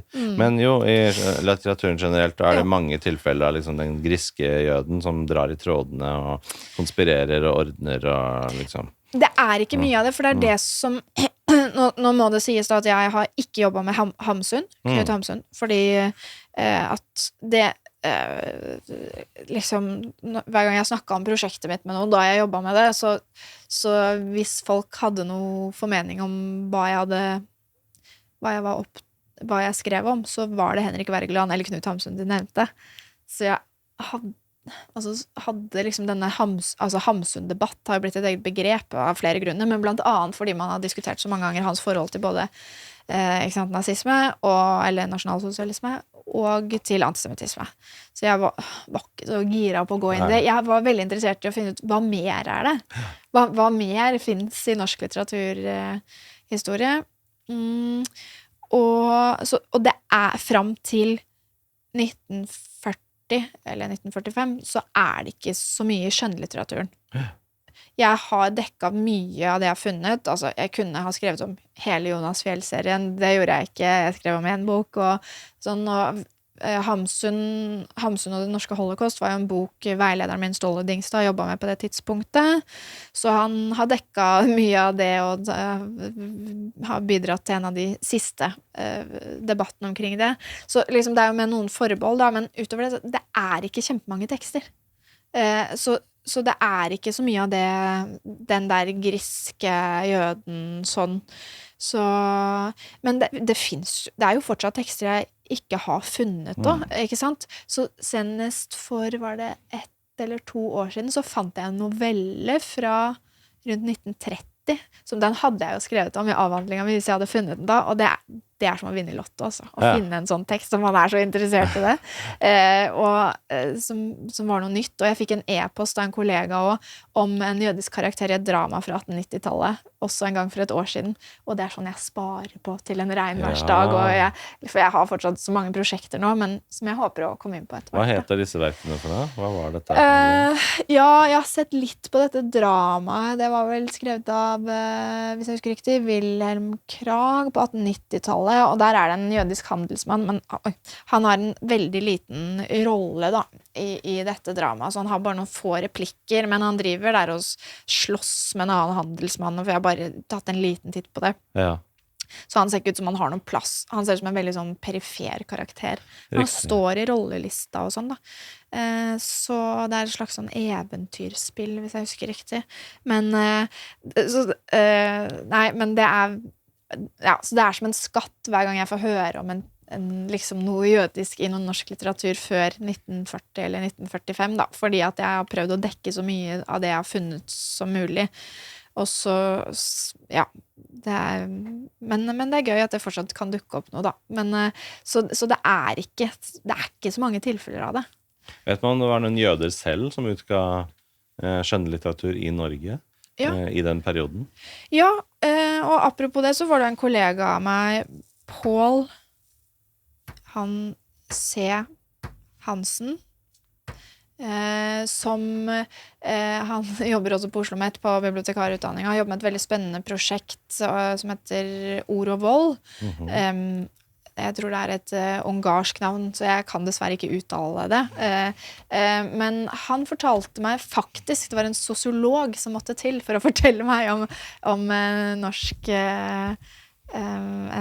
forfatter fra 1890-tallet som heter Kaspari, som skal ha skrevet en del skjønnlitteratur på det tidspunktet. Jeg kjente han ikke fra før, og som også skal ha blitt rammet, tror jeg, hvis jeg husker rett. Dette på meg og ikke på Paul, hvis jeg sier noe feil nå, men som jeg tror også skal bli rammet av altså restriksjonene mot de norske jødene under krigen. Men jeg tror ikke han har skrevet noe med jødisk tematikk eller jødiske motiver da. Så jeg tror ikke han opptatt av det. Men jeg kjenner lite til det, så det også en av disse lottogevinstene som jeg håper å gå litt mer inn i etter hvert da, men så han publiserte på 1890-tallet. Vi en av de første jødene som kom til Norge etter opphevelsen av paragrafen, som for øvrig var en fjern forfar, var det oldefaren tro, til Torborgen Nedreås, som skrev et religiøst verk på rundt 1870-tallet, eller noe sånt. Men igjen, sakprosa, såkalt. Så det var noen refleksjoner over Mosebøkene, blant annet, som han skrev om. Og så har vi noen få som publiserte på 1930-tallet. Det var David Abrahamsen, Jeg jøde, fra 1935, som et slags sånn politisk skrift, selvbiografisk, og en reaksjon på det som foregikk i Tyskland på tidspunktet. Og så var det også en som het Ida Gorwitz, som publiserte på eget forlag, en novellesamling. Men hun tematiserer vel heller ikke. Hun skriver litt om hennes drømmer om å bli skuespiller, blant annet. Så det vel. Ja, og så det jo Moritz Rabinowitz da, kjente Haugesundsmannen, som han fikk vel også for han var jo veldig aktiv til å skrive i avisene og advare mot nazismen og så videre. Og han fikk samlet en del av sine artikler, tror jeg, i en bok som het Verdenskrisen og vi, i 1933. Riktig. Men han skrev vel ikke så mye skjønnlitteratur? Nei, ikke skjønnlitteratur. Så det akkurat det. Så det denne Kaspari, som min kollega fortalte meg om her på en konferanse her forleden, sånn fra 1890-tallet, som skrev noe skjønnlitteratur. Han var jo da på en måte halvt jødisk, tror jeg. For jeg kjente ikke til. Det eneste jeg visste om fra før krigen som har skrevet skjønnlitteratur, denne Ida Gorwitz, som ble deportert og drept i 1942, og hun utga den her på eget forlag, da, den novellesamlingen i 1938 eller noe sånt. Riktig. Men jeg har vært mest opptatt av det som også har vært publisert på andres forlag enn ens eget da. Ja. For hva grunnen til at du avgrenser den fra at du starter ved 1800-tallet? Det fordi det rett og slett ikke noe som helst, eller du bare måtte avgrense den selvfølgelig et sted, så klart, men hva grunnen til at akkurat 1800-tallet? Ja, det er et godt spørsmål for så vidt. Jeg hadde jo tenkt til å fortsette å jobbe med 1800-tallet etter jeg var ferdig med masteroppgaven, fordi jeg innså at det var så mye vi ikke visste fortsatt. Men så begynte jeg å lese litt den norske jødiske forfatteren Eva Scheer og hennes bok, blant annet hennes bok Vi bygger i sand fra 1948, som er en sånn slektskrønike fra 1890-tallet cirka, fram til 1942. Og det var så, jeg synes det var så spennende da, og jeg fikk så nytt giv i prosjektet når jeg begynte å se på henne, og så var også prosjektet veldig sånn mannstungt fram til det tidspunktet, og så innså jeg at jeg bør jo ha med et på en måte innenfra perspektiv og et jødisk perspektiv også. Men jeg tenkte hvis jeg skal beholde denne avgrensningen til skjønnlitteraturen, så må jeg bevege meg til etter 1945. Og da førte det også til at så tenkte jeg må ha med på en måte jeg vil jo ha noe før krigen på en måte, og så vil jeg kanskje ha med noe av det jeg synes ville fortsatt prøve å avdekke noe mer da, om hva mente norske forfattere, hva skrev norske forfattere om jøder og det jødiske på 1800-tallet. Og så kunne jeg da liksom ikke gå lenger tilbake, følte jeg. Nei, for finnes det noe fra liksom 15, 16, 1700-tallet? Er det noe som helst der? Det vet jeg ikke. Nei. Det har jeg sett så lite på. Så vi vet jo at Ludvig Holberg skrev masse, tidlig 1700-tall. Og så jobbet jeg jo litt med sent 1700-tall, fordi jeg da ville ha med noe om denne jødinnen, og da så jeg jo at en del av de her norske studentene i København, i det norske selskap, de skrev noen sånne drikkeviser om en jødisk kvinne, som jeg også har med i det et kapittel hvor jeg da skriver om Wergelandsjødinner, og om denne Rakel, som også er kjennetegnet av Orientens sol for øvrig, fra en roman fra 1892, tror jeg det er, eller 1893. Ja. Står dette i doktorgraden din? Ja. Er disse drikkevisene? Ja, et par av de. Så det er det 2-3 varianter av en sånn slags drikkevise som jeg lærer meg den drikkevisen. Ja, det skal være usagt om den jødiske kvinnen er prostituert, eller om de skriver nedlatende eller nedvurderende om henne fordi hun er kvinne og de synes hun er vakker. Men ja. Og det finnes et par varianter av det. Den ene er blant annet nevnt forhud, og en tydelig sånn referanse eller allusjon til jødisk skikk med omskjæring da. Sånn om du vil ha meg selv om jeg har forhud eller noe sånt, faktisk. Så de var friske på 1790-tallet. De kunne det. Ja. De kunne drikke også, så det er vel gjerne en kombinasjon der. Absolutt. Så det er på side 85, tror jeg, hvis blant annet. Ja, det starter litt fra 84. Til en smukk jødepike heter den ene, fordi at den er liksom publisert litt ulike steder, eller så en annen variant av den samme teksten heter Til en smukk israelitinne. Israelitinne? Ja. Så der kan du se. Ja, for dette her er drikkevisene, ja. Så, eller det er en form for drikkevise, vil jeg kalle det, i hvert fall, ja. Det er til en smukk jødepige. O, Levi datter, hør min sang. Den frie og munter er som du. O, gi, den var så smukk som du, men Levi datter, hør den gang. Du ble vad du måske ei er, da himmelen i ditt åpne skjød bedrog din slekts forgjettelser den gang da du ble pigefød. Og så videre. Ikke sant? Så det er en sang, ja. Så, ja da. Her interessant. Ja, og i den andre versjonen der er det at forhud ei gjør lykkelig, så tro ham ei, han har forrådt sin Gud, han visst forråder deg. Så ja da, her er det en del antisemittisme ute og går. Ja. Men nei da, så noe av det jeg var opptatt av i det prosjektet her var jo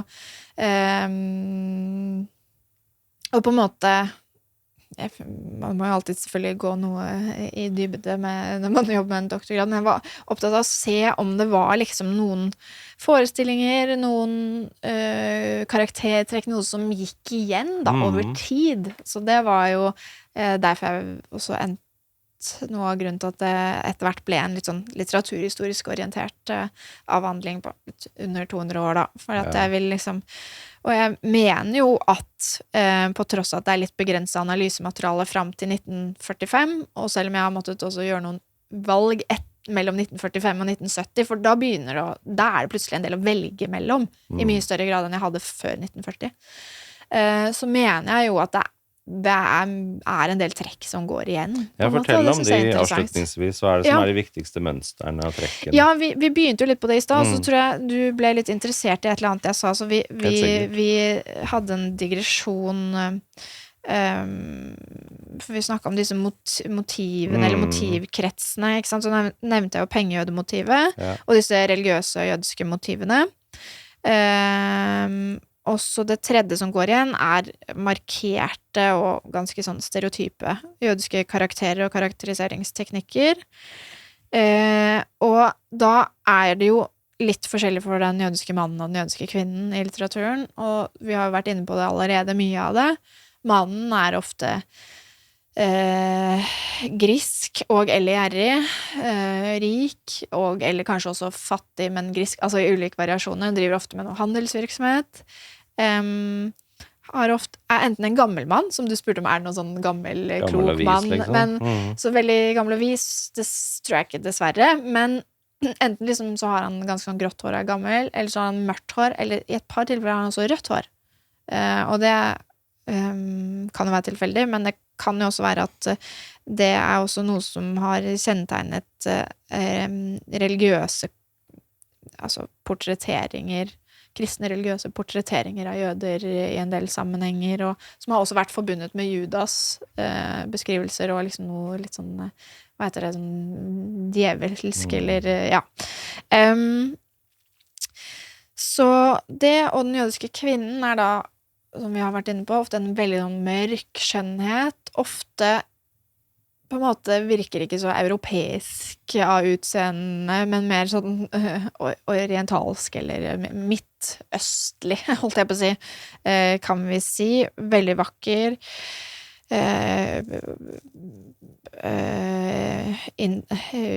intelligent, musikalsk, belest, en sann belgiv, og ofte også ganske sånn enten flørtende eller i hvert fall oppleves som tiltrekkende da, på de mannlige karakterene.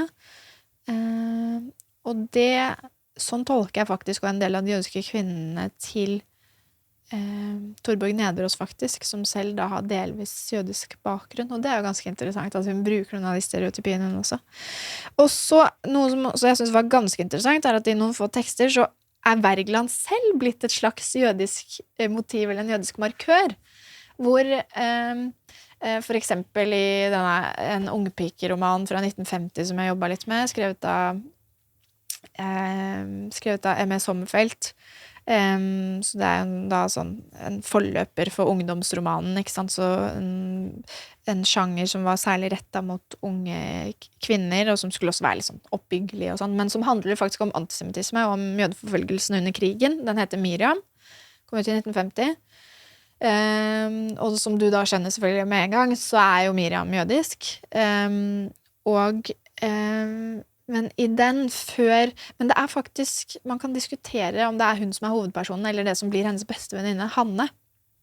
Men i hvert fall denne Hanne da, lurer litt på hvem den Miriam først og sånn, og en av de tingene som da, så kommer det flere sånn frampek, som jeg vil si, da, hint på en måte, om at Miriam jødisk, og det blant annet at hun finner en stil om Henrik Wergeland, som hun har skrevet på skolen. Så Wergeland blir selv en slags sånn,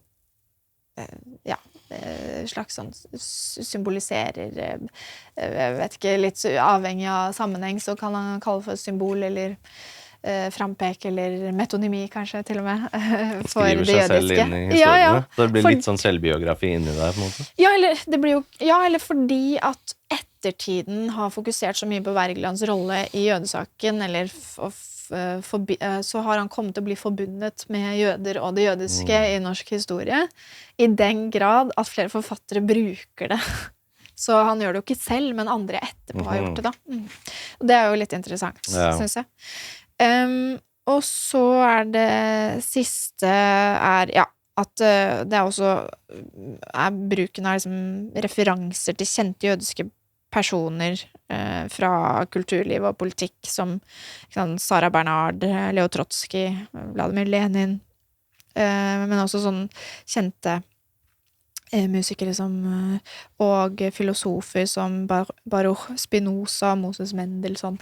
Så det liksom det en del sånn jødisk name-dropping da, til sentrale jødiske personer som også ikke nødvendigvis egentlig har noen funksjon i plottet, på en måte. Og det jo litt interessant. Litt sånn krydder, da? Ja, litt krydder.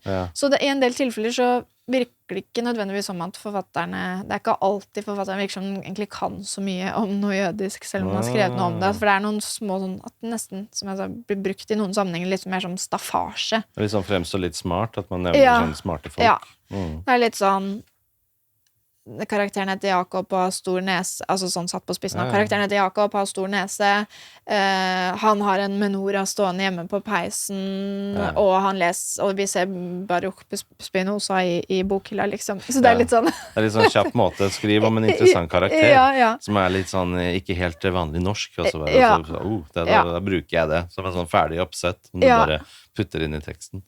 Og så jeg tror nok hvis jeg skal spekulere litt, så tipper jeg at flere har på en måte lest om det i internasjonal litteratur og sånn, og noen har reist og blitt litt inspirert og har lyst til å skrive om det, men at de ikke nødvendigvis kan så mye om det. Så det blir en sånn videreformidling av sånne kulturelle stereotypier og sånn, som vi også finner i andre nasjoners fremstilling av det jødiske. Interessant. Ja, så det litt. Men vil du si at liksom, i det store og hele så det like mye liksom, positiv fremstilling av jøder som det liksom, antisemittisk og negativt, eller hvordan vil du vekte den balansen der gjennom denne tidsperioden? Jeg synes jo at det var veldig interessant å se at det som jeg kaller på en måte normen da, i disse tekstene, det vi på en måte kan kanskje si det overordnede verdisynet eller sånn, i disse tekstene at det overveiende antisemittisk. Altså ikke filosemittisk, men at det imot antisemittisme, så det faktisk i overveiende grad positivt, men nå må jeg huske at det jo også mer tekster skrevet av jødiske forfattere her, siden jeg tenker at det viktig å poengtere igjen at jeg har med denne etterkrigstiden, for at vi må anse holocaust som et skille, både i at det ble et viktig utgangspunkt for at mange, eller en del norske jøder begynner å skrive litteratur, mange flere enn tidligere, og for at det på en måte ikke så stuerent lenger å skrive og bruke så mye stereotypier om jøder, og ikke skrive antisemittisk i hvert fall, ikke sant? Og samtidig med at mange nok også rystet over hva de har sett har blitt av ikke-jødiske nordmenn, at de rystet over hva som har skjedd med de norske jødene og de europeiske jødene, og så jeg tenker at det en viktig på en måte brudd da, i litteraturhistorien her. Men så denne normen eller verdisettet i overveiende grad antisemittisk, og norsk skjønnlitteratur preges i veldig liten grad av antisemittisme. Så fint å vite egentlig at det sånn, at det ikke bare sånn negative antisemittiske stereotypier. Det vel noe av det også, men ikke da, det ikke liksom hele greia her. Det mye mer positivt enn det. Ja, og mye mer nyansert, og jeg tenker noe av det aller mest interessante som jeg fant egentlig først da jeg jobbet med den masteroppgaven da, også fordi jeg hadde jo ikke høye forhåpninger til hva jeg skulle til liksom hva slags verdier de hadde, altså den norske grunnloven sa offisielt at det var greit å liksom ikke like jøder og på en måte ikke slippe de inn i landet, så jeg hadde jo ikke så høye forventninger på en måte til disse forfatterne og disse tekstene, men det viser seg jo både gjennom det prosjektet og senere i avhandlingen jo at veldig mange av forfatterne de har en del fordommer og bruker litt stereotypier og sånn. Jeg tenker at de vet på en måte ikke bedre.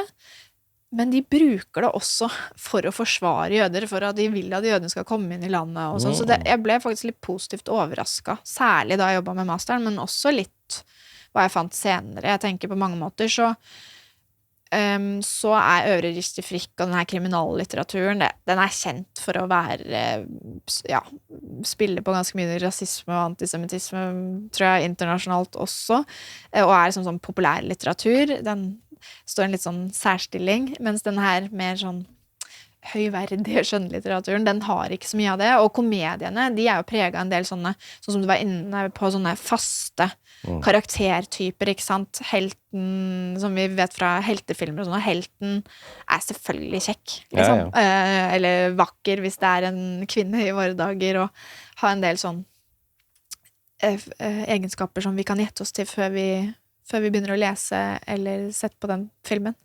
Og sånn er det også med en del av de komediene da. At det er en del sånn etablerte typer, men likevel så tenker jeg at det var mitt inntrykk at en del fordommer brukes også for å vise litt at dette er jo på grunn av hva slags forhold jødene har måttet leve under, eller at det brukes til å forsvare jøder, eller en opphevelse av paragrafen og den typen ting, da. Så jeg ble litt positivt overrasket, faktisk. Ja, det er veldig bra. Da får vi avsluttet på en positiv note også. Ja. Veldig fint. Tusen takk, Madeleine, for at du kom hit til studiet i dag og fortalte om arbeidet ditt og alt dette interessante greiene her. Takk. Hei, kjære lytter, og tusen takk for at du hører på Henrik Beckheim podcast. Denne podden er folkefinansiert, og om du har lyst til å støtte arbeidet med denne podden videre, så kan du vippse et valgfritt beløp til Vipps-nummer 823278. Jeg setter stor pris på enhver støtte du har lyst til å gi. Tusen takk.